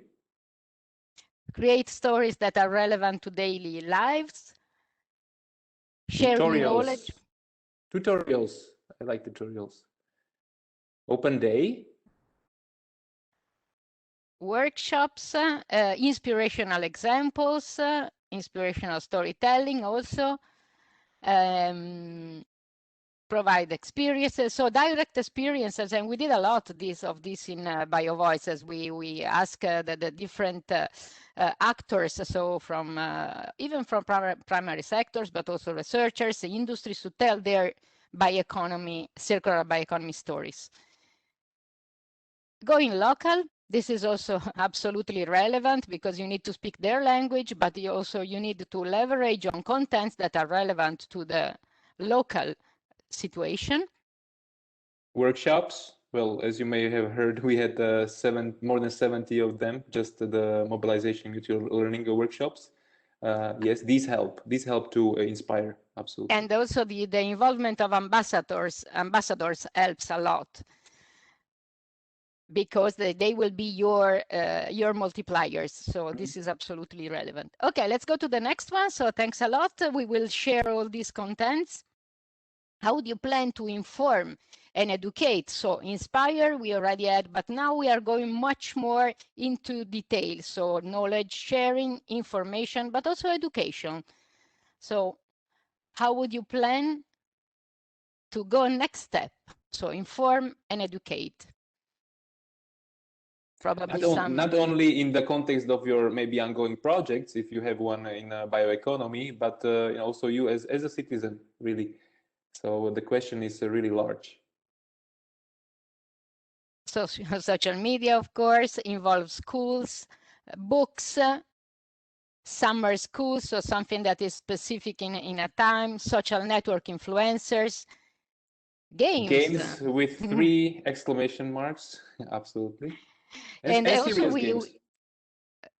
We also had a contribution before, make it fun and also experiential. So the games are the very good way to do it. We have all things BioPro project that is focused on preparing games. We also have games from BioWays, from BioVoices. So all these resources will be shared in the European Bioeconomy Network session. School days, newsletter in the social media, but also I like this, visiting school, museums, sport clubs. So involve all these possible places. Podcast is becoming very popular nowadays. But there is also old good books, which I certainly agree they won't go away. In contrary, we have one in BioVoices for kids. Give examples and make them experimenting. Okay, so let's go quickly to the next one.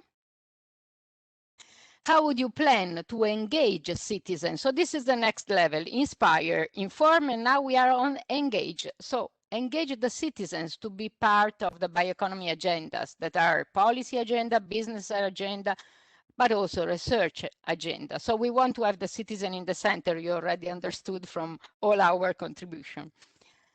Showing them the benefits, not only for the citizens, but also, for instance, the primary producer, the business, all these players make their voice heard. Hackathons. Or awards, also in a wider sense of the word. Competitions, like the school competition that we do with the Lazio region, the Startup School Academy. Take note of their voice. This is interesting. So not only ask, but rather to really embed their voice in those agendas. So create a connection between the voices and the ones that are the recipients of the voices. Discussion panels with stakeholders from different fields. That's very good. And this is what we did indeed in BioVoices. Competitions, involvement from the beginning to design the product. This is absolutely important. In the eco-design, citizens should have a say from the very beginning, otherwise it's too late. Citizen science, participatory hands-on workshop in the local community. So go local. This is always something that we have to keep in mind, all us as stakeholders. I would like to maybe invite those who joined us later to go to menti.com and enter the code 98102626. It's also available on top of the screen. Promote the citizen governance is also another dimension that, of course, should be considered. So make effective this collaboration with the citizens. Collaborative projects, collaboration over competition. This is what the key point of the European Bioeconomy Network. So I would like you to come in the European Bioeconomy session to really make sure that this collaboration is much more effective. Next, let's go to the next, that is the last. How to facilitate and to drive also behavioral change. So production, so this means the industries, also the research, consumption, so the consumers, but also lifestyle, new change, switch of mindset. How to do this? How to facilitate? Any idea on this? So we already have seen experiential, now Robert? Yeah, don't be afraid to go wild here. I mean, open your mind and just give us your thoughts and reflections. Start with yourself, yeah. Create a coaching role, but also facilitators. We have seen the ambassadors and also so educators that are facilitators, multipliers. So also train the trainer activities. This is something that is absolutely important because it goes to educate the young generation, as it is one of the contribution, because they will be the citizen of tomorrow, but also to promote careers in the bioeconomy. Okay, showing best practices, something that is already implemented and is successful, but also the failures. I mean, in our panels was, I think was Agnes, share the failures. Absolutely, there's always refreshing to hear what's not working. Also, another one, along the similar lines, starting with ourselves, with our own lifestyle, which I certainly undersign.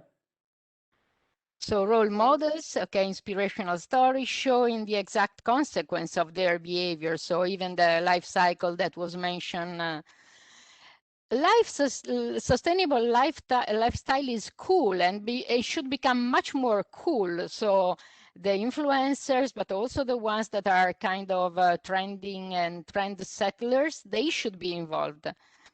Showcasing in an entertaining way. This has to go with the games and gamified way to do it, and also hands-on, and also all these inspirational stories. Knowing where to buy, so facilitate the connection with the shops and the retailers, also having the retailers involved in this change. Okay, I think that this was very inspirational and was a good way to have, we will analyze carefully and we will produce a document with all these contributions. So thanks a lot. And now let's go to the European Bioeconomy Network. So to work on the European Bioeconomy Network, we are proposing to use this Miro tool. And maybe, Luis, if you can provide also, attach here in the chat the link to this board.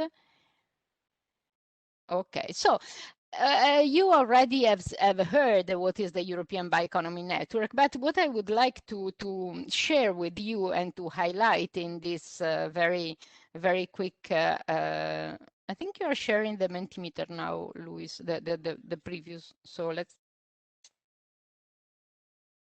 Okay, so anyway, the European Bioeconomy Network basically has a number of different souls.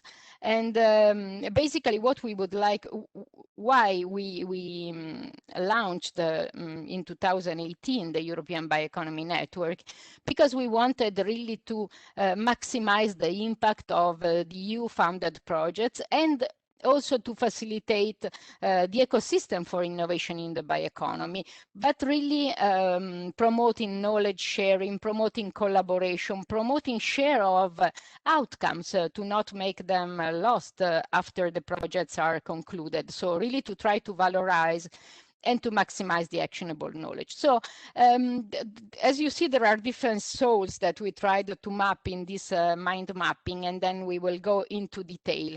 If you enter the, I don't think the code is shared in the chat. I don't see it. So maybe also the other don't see it. So maybe I can take it again. So just a second, this is the board, so I also share it. Okay, so this is the Miro board. Anyway, going to the different souls. So if Luis.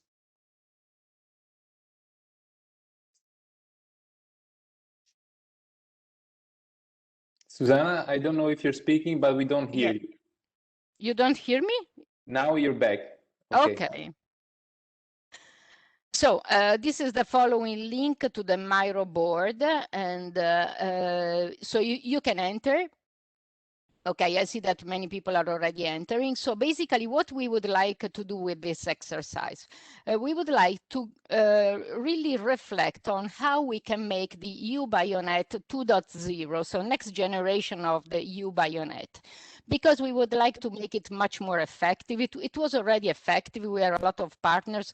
We share a lot, for instance, the news, the events, but also a lot of activities that are taking place thanks to the collaboration, more than 200 different collaboration activities thanks to the European Bioeconomy Network. We want to do more. We want to create much more impact. So one of the big, let's say, expected outcomes from the European Bioeconomy Network, Luis, if you can zoom on the annual, okay, is basically the creation of this joint annual action plan for communication, education, and stakeholder engagement. This is one of the mandate for the EU Bionet that was requested in the European Bioeconomy Strategy 2018, because we really want to reach much more impact, to have less similar events that are competing and trying to grab the attention of the audience.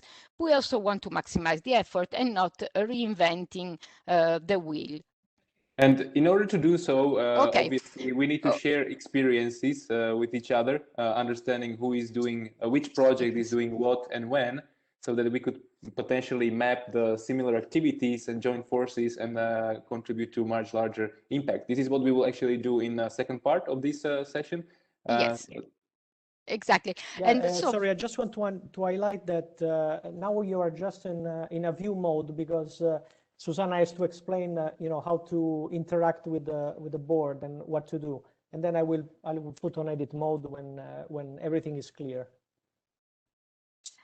Okay, so in the little panel that you see in the left, there are several points. For instance, here there are the sticky notes. So I ask you to click on this sticky note to create one sticky note on the color that you would like, and then to put the sticky note close to the area where you would like to add some ideas. So the idea here is to really come up with additional questions, additional suggestions, like Luis is doing, for instance, here, for the different section that we identified. Of course, we can have more sections, so please also provide some ideas for new sections that we might have.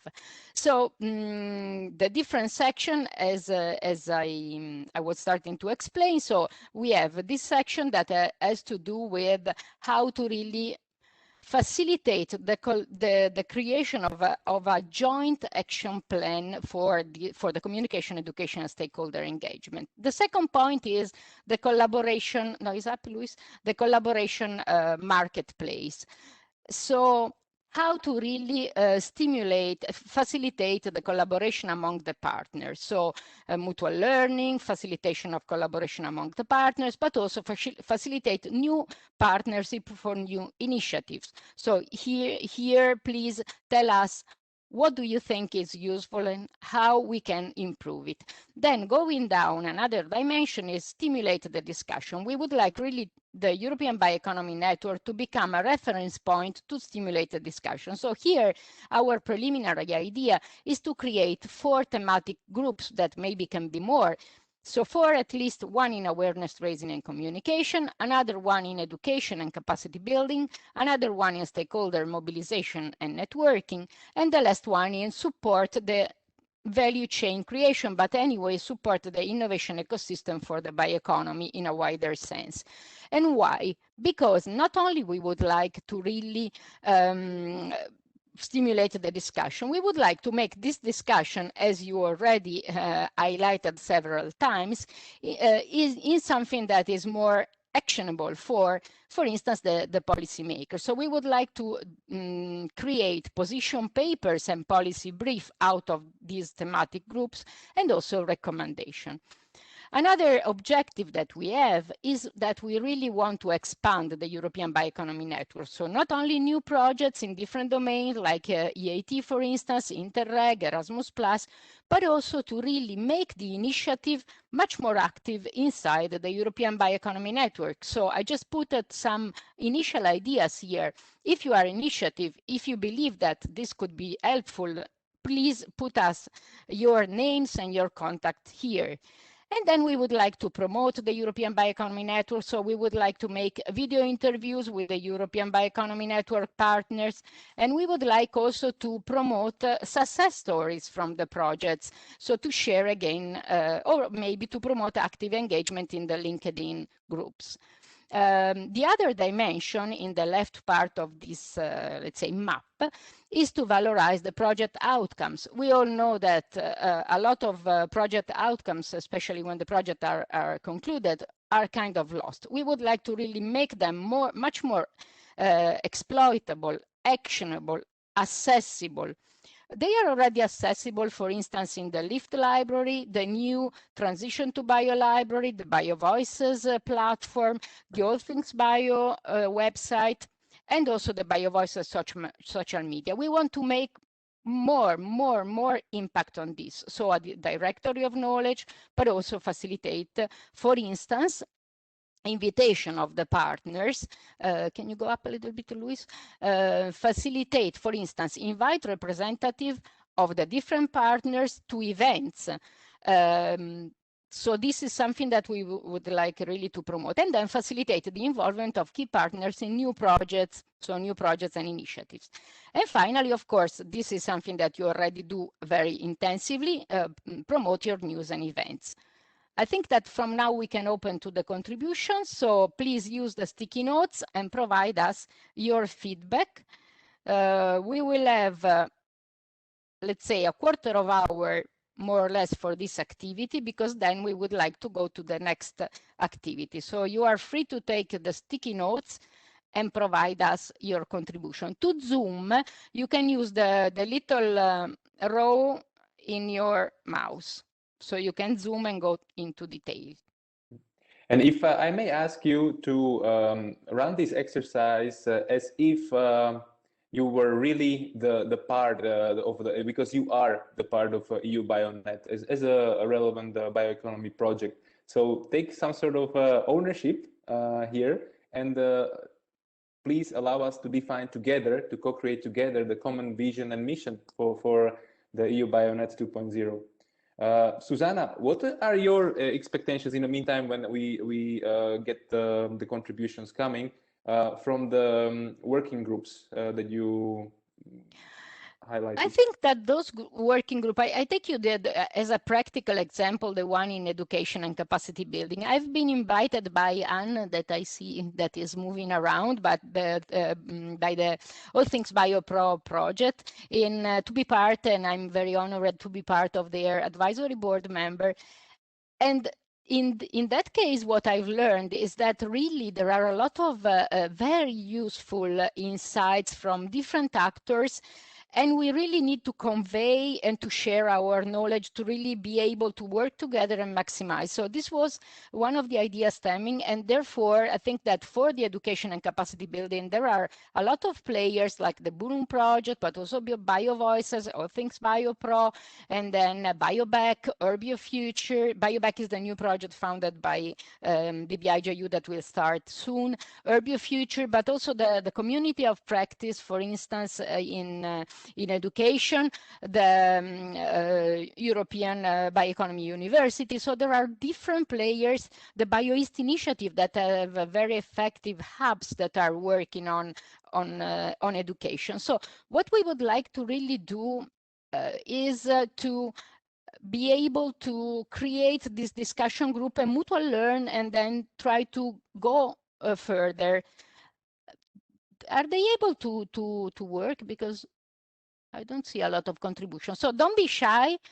This is the board where you really can provide your contents. You can provide your contents anonymously. If you don't want, you can put the name of your project and initiative, however you like. So it's through the post-its, not through expanding the mind maps. Just to repeat what Susanna was saying. So please go to the left panel and grab one of the post-its which are there, and paste it wherever you would like to make your contribution. Also, what I'm interested in, and this is the open question we're asking ourselves, in EU BioNet, since its members are projects, projects, they have their own life, they start and end date. If you can share with us your reflections on also on like future sustainability. You know, some projects will finish, some projects will come, and address this element. We are very interested to hear your opinions, maybe under the expansion branch, expand the EU BioNet, but also, you know, this legacy plus new projects coming in. How to somehow embrace this this phenomenon, which is unique for this type of platform. This is particularly what I'm interested in, and any suggestions will be greatly appreciated. Susanna, do you see any comments? Yes, I see that some comments are coming. So, for instance, in the directory of knowledge, there are clear signposting required to enable the access of the information. So move then, more than a directory of knowledge. Yes, absolutely. Absolutely should be much more than a directory of knowledge. Should be something that maybe we can really fine tune together and try to understand. First of all,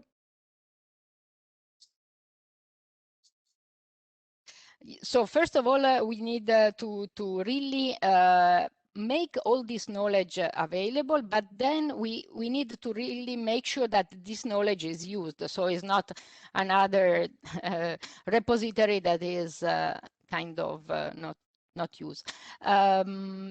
With regards to, yes, we have another contribution here that is involve consumer organization to have user experience on board, and this is absolutely important. Therefore, one of my next target for the new initiative to be involved in the European Bioeconomy Network, of course, is Euroconsumers, but also other associations, for instance, of primary producers that are absolutely important. So even if you want to make us a suggestion of partners that might be relevant for the European Bioeconomy Network, feel free.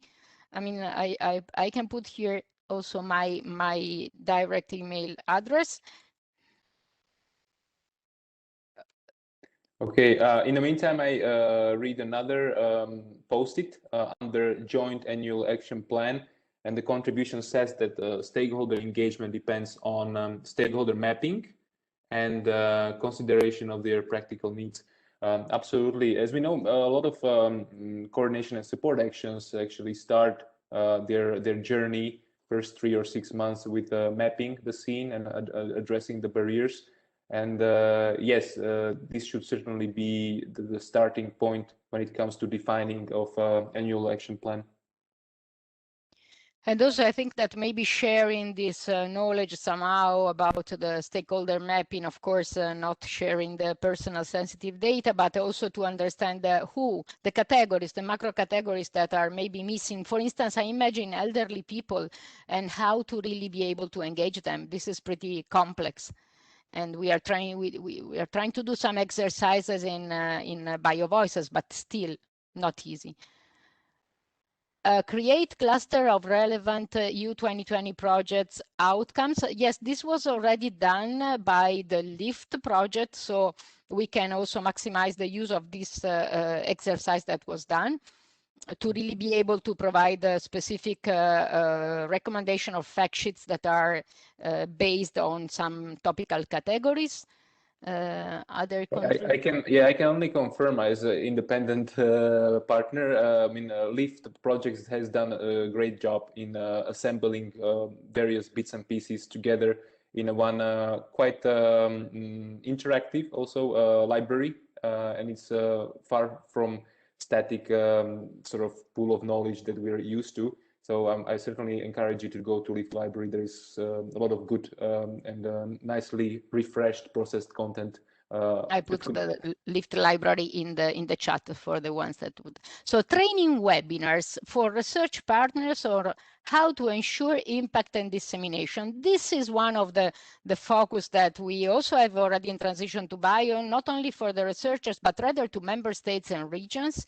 And this is a very good point. There was the Dandelion project that did this in a specific domain. We have also from Dandelion, there are a lot of good lessons learned to be shared. So this is a very interesting point. Other contributions? There is a question actually under collaboration marketplace, like facilitation of new partnerships. So the question is, how could this be organized? Very interesting, but should be something different from already running tools and partner searches. Yes. Well, here we are also waiting for the suggestions, and indeed, please take this as a first step or reflection, which is not necessarily mature enough to somehow pitch or present to you. Here we're mind mapping, trying to assess and capture different components, and hopefully after this exercise we'll be able to connect the dots the right way. With regards to the other contribution, collaboration among partners also depend on the needs of partners for effective matchmaking. This has to do with, is up a little bit, Luis? It is up. Yes, is this one, the yellow one. And yes, this is something, there is already a collaboration, call for collaboration tool in the EU Bionet platform that you can use if you are a registered member. So if you are not a registered member, maybe you want to have more partners of your project inside, tell us. And this should be much more used, because this goes to all the partners and you really can detail your collaboration. So if you're looking for a speaker, if you're looking for a collaboration, you can put it. Also, if you're launching, I don't know, a survey, or if you have training activities, you can call for collaboration with the other partners. So promote new partnership for Horizon Europe calls. Yes, this is not exactly our mandate, of course, but this is something that we would like to do, especially maybe through the thematic discussion group can be a good way to do it, because then it will be more focused. Senior people, we work on projects related to e-health and TIC and serious games for elder people. Something can similar. Okay, Paco, we know you, but maybe if you want to put the link of what you do for the other partners, you can also use this, for instance, tool, or maybe the other one, to tell us a little bit what you are doing. And this will be, maybe we can take a note about this to create a kind of networking board in which the partner can tell to the other who they are and what they do, and try to find a way to make it more effective. So with regards to the stimulated discussion, we have a contribution here that is to go local. It could be important to really understand the tools which local government could work. Yes, this is something we are trying to also address in transition to bio. I don't know, Chiara, if you want to say something about this dimension of the transition to bio project. Yes. So, as I just said, the transition to bio started in January, and it will be a 2-year project. And you are talking, sorry, about? Yes, about maybe the support to member states and regions. So what we can do to support this, for instance, in transition to bio. But we are very welcoming projects that are doing the same, and maybe we can add a working group that is something like supporting member states and regions, or supporting the stakeholders with capacity building, all this type of activities, although maybe it's part of the education. Yes, so I have to say that this activity is just started, and we are trying to make a connection with several organizations around Europe, and also running projects. For instance, we have already spoken with the BioEast App project from the BioEast initiative, and we have to finalize this collaboration in order to understand how to produce education material and training courses for the regional authorities in order to boost their the implementation of the bioeconomy strategies in their countries. But we are doing the same also with other networks. For instance, we starting a chat more than a collaboration, not yet a collaboration with ERIN, with the network of the regions, So it's really something that we will invest on a lot in transition to bio, because it's one of the main aim of this project to really to foster the implementation of the bioeconomy strategies in the regions. I just received a message that someone is saying that they cannot is not working. Of course, you have to enter the link, so you cannot, of course, work on the shared. But it's pretty, I mean, self obvious. So I don't want to be obvious. But if you go again a few lines up, there is this link to the Miro. Otherwise, if you cannot for any reason, maybe you are in the cell phone or I don't know why it's not working, maybe you can also put in the chat and we will put it your contribution. So use the chat as an alternative if you cannot add your contribution, and we will put it in the Miro board. So thanks a lot and sorry for the inconvenience. But not always the technology maybe it's not always working. Anyway, maybe you have to try a different platform, because I tried to use the Miro to enter Miro through Explorer and it didn't work, but with Chrome it was working. So maybe could help also this suggestion. Otherwise, again, you can use the chat and we will put it. So another point that I would like to highlight is this good idea to organize working group on specific themes. The group could try to sum up the results from the different projects organization meeting. This was one of the activity of the LIFT project, so to group the project thematically, and I have to say that it was a very, very effective experience. Most of you probably the project already participated last year in the BBIJU stakeholder forum to this thematic group of projects, and this was effective also to derive policy recommendation, policy fact sheets, and also recommendations. So we will keep on doing this good exercise. You can, of course, propose additional thematic working group. Of course, the European Bioeconomy Network is still in this domain, so we are not, for instance, working in other domains like knowledge transfer or those things. Oh, I see a lot of points in the left area. So team up with the networks of communication agency and press agency. This is a good suggestion, although sometimes it's not easy. So journalists, media, educate journalists. This is something we need to take absolutely into consideration. So thanks for all this, let's say, contribution about the media. And this is something we really need, all of us, all the project, we really need to work much more in the journalist and media sector. With regards, okay, to here, we have several points.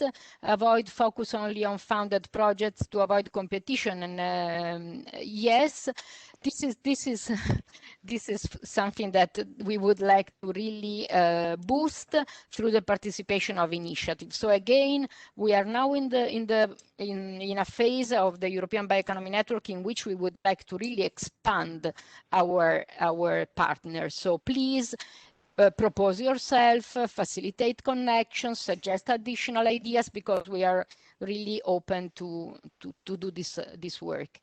So with regards to go a little bit up, Luis, please. Maybe in the meantime, if I may just cherry pick one contribution that I liked, quite practical in my opinion. Under, again, marketplace, there is a concrete suggestion to somehow have a modality or a tool which would clearly start with I need da da da, I offer da da da. So it's really clear, who has who is coming to the table with something, or who is coming with a concrete demand. Pretty practical. Susanna, did you comment that post it under valorization of the project outcomes? Yeah, no, we have to go to this. Meanwhile, I've seen very quickly something that is important. Create an advisory board. I think that this is very important. That one. Yes, that one.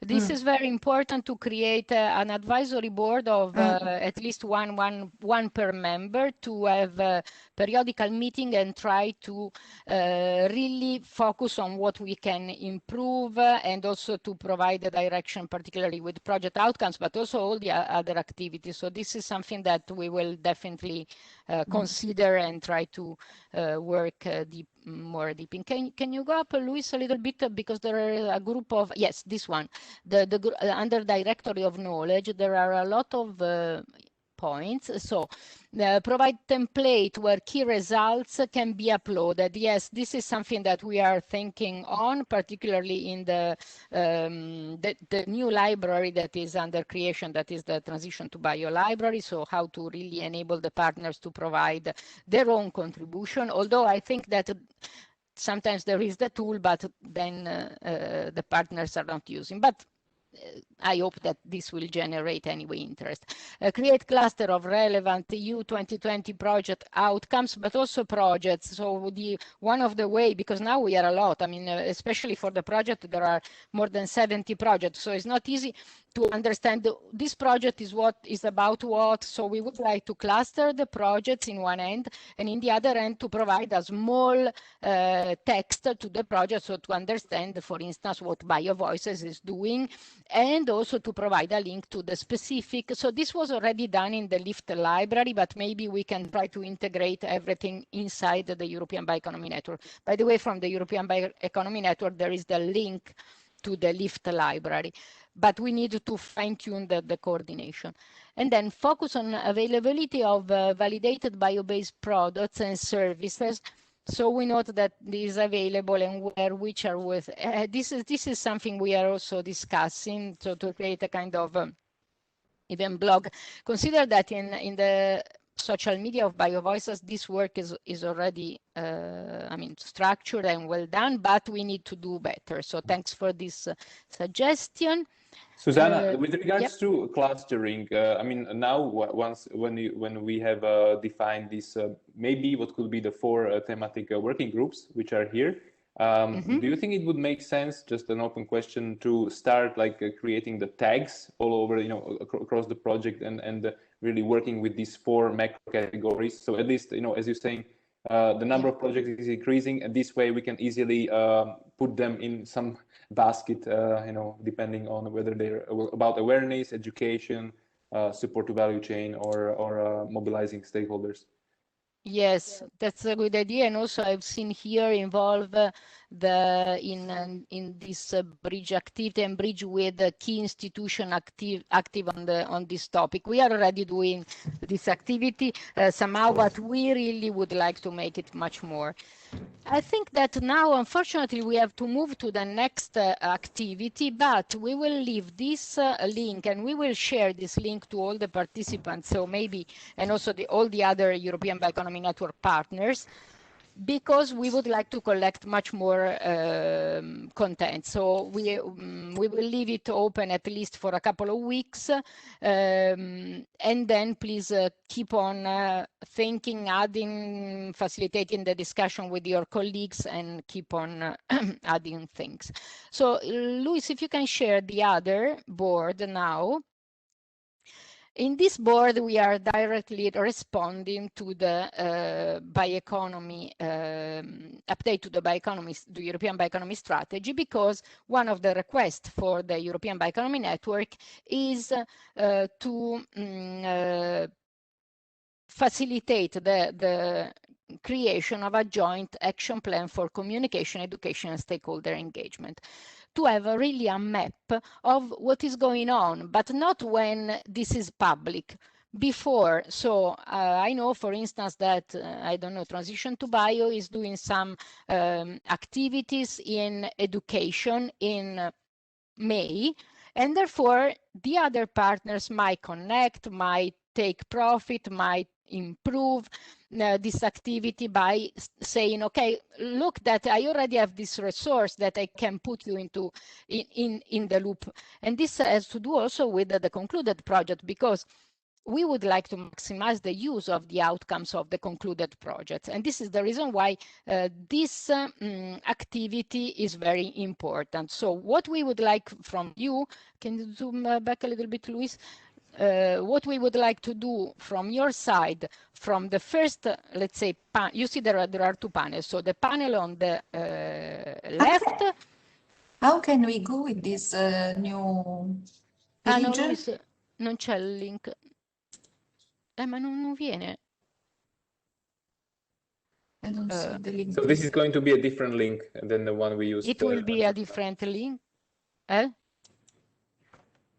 Okay. So Luis is putting it here. Ma perché su Skype?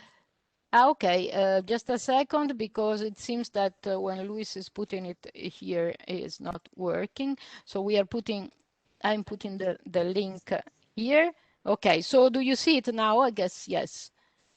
I put it in the chat. Not yet. In the chat of. We don't see it yet, Susanna. No. I know, we put it here. So you don't see in the chat? No. No. All the attendees. Okay. Now it's arrived. Yes. Ah, okay. So there are several copy of the same. So okay, so I hope that now is visible to everybody. If not, write it here. Yes, and it's working. Okay, great. I see also a lot of people coming, so I guess it's working. So basically, again, excuse me, we have two panels. So the first panel is to enable you to map in a time plan, let's say, of 1 year, so from April 2021 to March 2022, to put your activities. What is important in this panel is that you also put the name. If you can zoom, Luis, in one of the contribution. We already put some examples, so you can see and you can be inspired. So if you can zoom on one. What we would like to see, to have from your side, is the name of your project, because this will enable the other partners to contact you. And then the type of activity that you are delivering more or less in that period. Of course, the period can be longer, so maybe you can put in the middle of 2 months, but more or less we would like to see in which period you are delivering a specific content. The other panel, the one on the right, is a panel in which we started to map in a visual way what are the contribution and the exploitable assets from different projects, concluded, ongoing, so it doesn't matter. But what we would like to really do with this activity is to exploit as much as we can all the results that have been produced, because more I speak with you and more I learn that there is a lot of valuable content that we are not aware. So we would like to really make everybody aware of all the things that are around with a link. And so the link will facilitate the direct access. But also, if you can, you just have to make a Ctrl+C, Ctrl+V to cut an image, because the image, tells more than 1,000 words. So if you have an image, and then you can attach a post-it explaining in 2 words what your contribution is about, and to attach the link. I don't want, of course, I'm not expecting that you will be able to do this exercise in few minutes now, but this will be an open board in which all the projects, and not only the projects, again, all the initiative will be able to share with the colleagues those different contributions that we can use. Please, when you put the link, that is very useful, but also put a very, very short description of what this is about. Otherwise, it's not easy to have a quick overview and understand if this is interesting or not. Consider that, again, you can zoom using the little roll of your mouse. And then, okay, so I see that, for instance, there is, put also the name of your project, so we are able, or projects or initiative. So you can also put a link to, for instance, material association, actually is not a partner, but you can become a partner. So this is also a good way to for the ones that are not partners to become partners. You are understanding that I'm making a recruiting campaign is pretty clear, no? Yeah, also, if I may just add, it goes without saying that if we implement this exercise properly with some deeper thoughts, before maybe posting our contributions, it can have very powerful. It can be very powerful tool in a sense that if you see that you're organizing or you are supposed to organize event around in a specific month or period, and you see that other initiative or project or association is doing pretty much the same, or there are some overlaps, there is really room to seek for synergies and organize more impactful event or share the speakers, panelists, etc. The same goes for the reports, deliverables that we're writing. There are indeed a lot of room which have overlapping space. Why don't we collaborate and make even more stronger reports, more based on further research, etc., etc. So here, really teaming up and trying to understand, map who is doing what and when can be can have a compounded effect. And also create, for instance, out of several deliverables, some actionable knowledge, very at the point, in bullet point, to be transferred to the relevant stakeholders.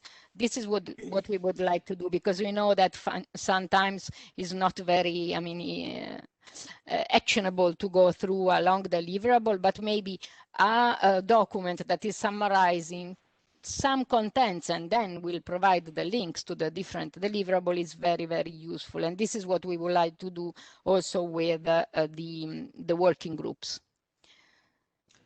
Susanna, so all these inputs, what will become at the end, and when you will share the results of this session today? Of course, the idea is to leave this document open. By the end of next week, we will have a deliverable in transition to bio, in which we have to consolidate what we are receiving. So if you are able to provide these contents, let's say by mid of next week or early next week, is very good, because this will be also included in the activity that we are providing. But otherwise, our idea is to make this tool kind of available online in the European Bioeconomy Network. So this will not be, let's say, a dead document, but it will be something interactive. So we are trying to think the best way to make it very easy. If we can simply provide a link to a Miro board, maybe to divide it in two, or maybe if we can do it in a different way. But the idea is to have this shared action plan always present in the European Bioeconomy Network. Oh, I see that already. Interreg Med Green Growth Community is providing some specific content. So thanks, Merce, or the colleagues. It is evident that next month will be quite busy. The nearer in the future we are, I think the more concrete plans there are already. It can be that those deliverables or reports or events which are further in the last part of the year are maybe more flexible, which offers room also to maybe shift them according to the timing of other projects events. Yes, because you know that sometimes we are really in competition, especially now that everything is online. So let's not compete. Let's keep in mind that if we are doing similar events in similar periods, the risk is that the stakeholders that in this world community are not, are always more or less the same. Finally, they will be competing, and then we will have less impact, less effort. So let's invite each other, let's co-organize, because it's always very useful. Susanna, just a heads up that it's 10 to 1, just looking at the watch. Just informing you that the official end was supposed to be 1 o'clock. Yeah.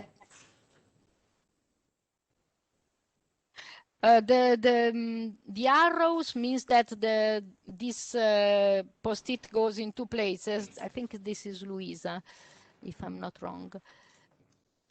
So you can maybe duplicate it also. Actually, sorry, just wanting to highlight the fact that this will contribute to awareness raising. And, okay, so you can maybe eventually duplicate it. Okay. So Control-C, Control-D, and you can put it in two places. So please always provide the reference, at least a contact, something like, for instance, I see Meno Plastica in Comune, that I think is an Italian initiative. But anyway, please provide a link. Or this clean project on greenwashing detergents in general, or repair. It provides some more concrete possibility to reach you, an email, a website, or whatever, because otherwise we are not able to reach you later on. One of the activity that we are planning, we are probably discussing, and we would like to launch it very soon, so before the summer, is the working group on education, because this is something that is already kind of well cooked. So if you are working in education and you are interested in being part of this working group, of course, we will launch the call for collaboration in the social media and also in the LinkedIn group of the European Bioeconomy Network, but also through the partnership. But if you want to contact again, contact me or contact through the European Bioeconomy Network website, you will see all the possibility to get in contact with us. So Susanna and Robert, maybe if you want to sum up. Well, maybe summing up would be a little bit too premature. As Susanna said, I would leave participants some few days to actually work on it to make sure that we do have a quality in terms of timing and deliverables. But Susanna, if you would like to make a try and find some islands of common activities or interests. Yes, exactly. What I would like to say is that the European Bioeconomy Network now is supported financially by Transition to Bio. That means that we will be in the position to invest much more time and much more effort in facilitating and promoting the activity and mobilizing the European Bioeconomy Network. Therefore, we will organize periodic discussion, this question of the advisory board, or maybe that is basically some periodic meetings in which we would like to really fine-tune and make this community much more effective. And this is what we would like to do. Again, as Robert said several times, this is not our kid, is our, in a wider sense, is a shared, adopted kid by everybody. So your role is also not only to participate as member, but also to participate as co-designer. So please help us in make this activity more effective and more impactful for everybody. So this is the key message I can leave, Robert. No, just maybe last question. Do we already know approximately when there will be a next meeting of EU BioNet, pretty much MML of this type?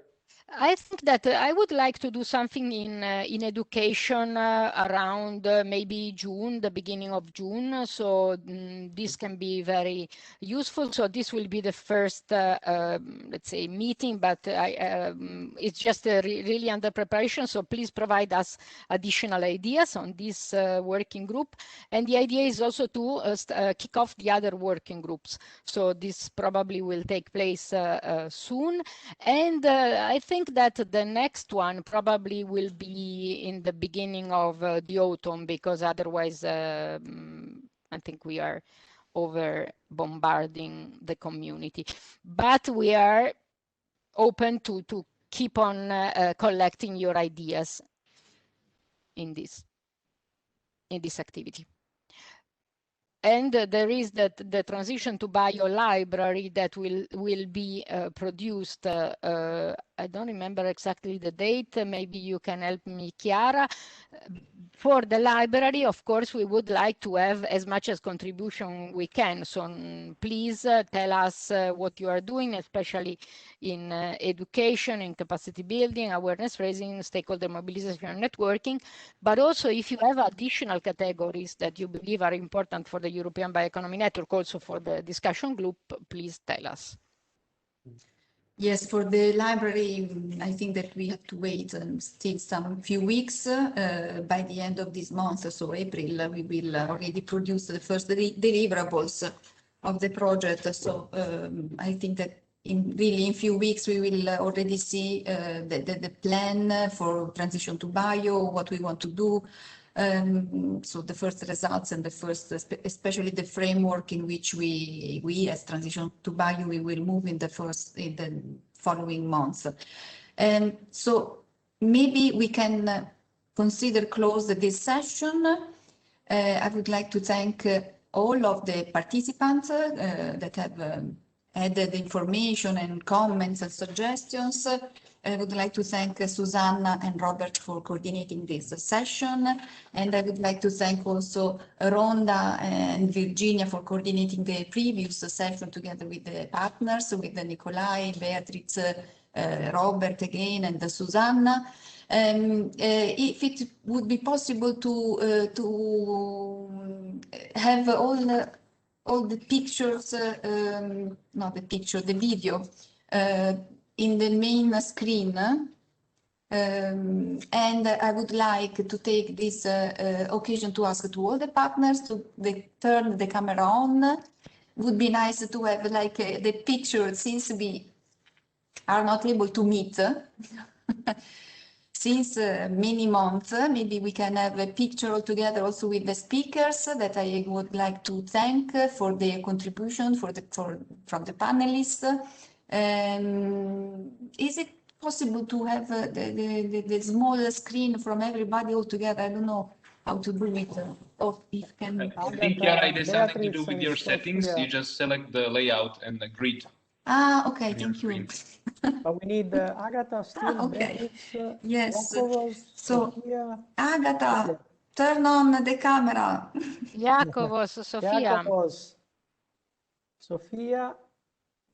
And then Rhonda apologizes. She's had to dash off to another meeting. Yes, So, she is. Oh, no, she's there. She's there. Still here.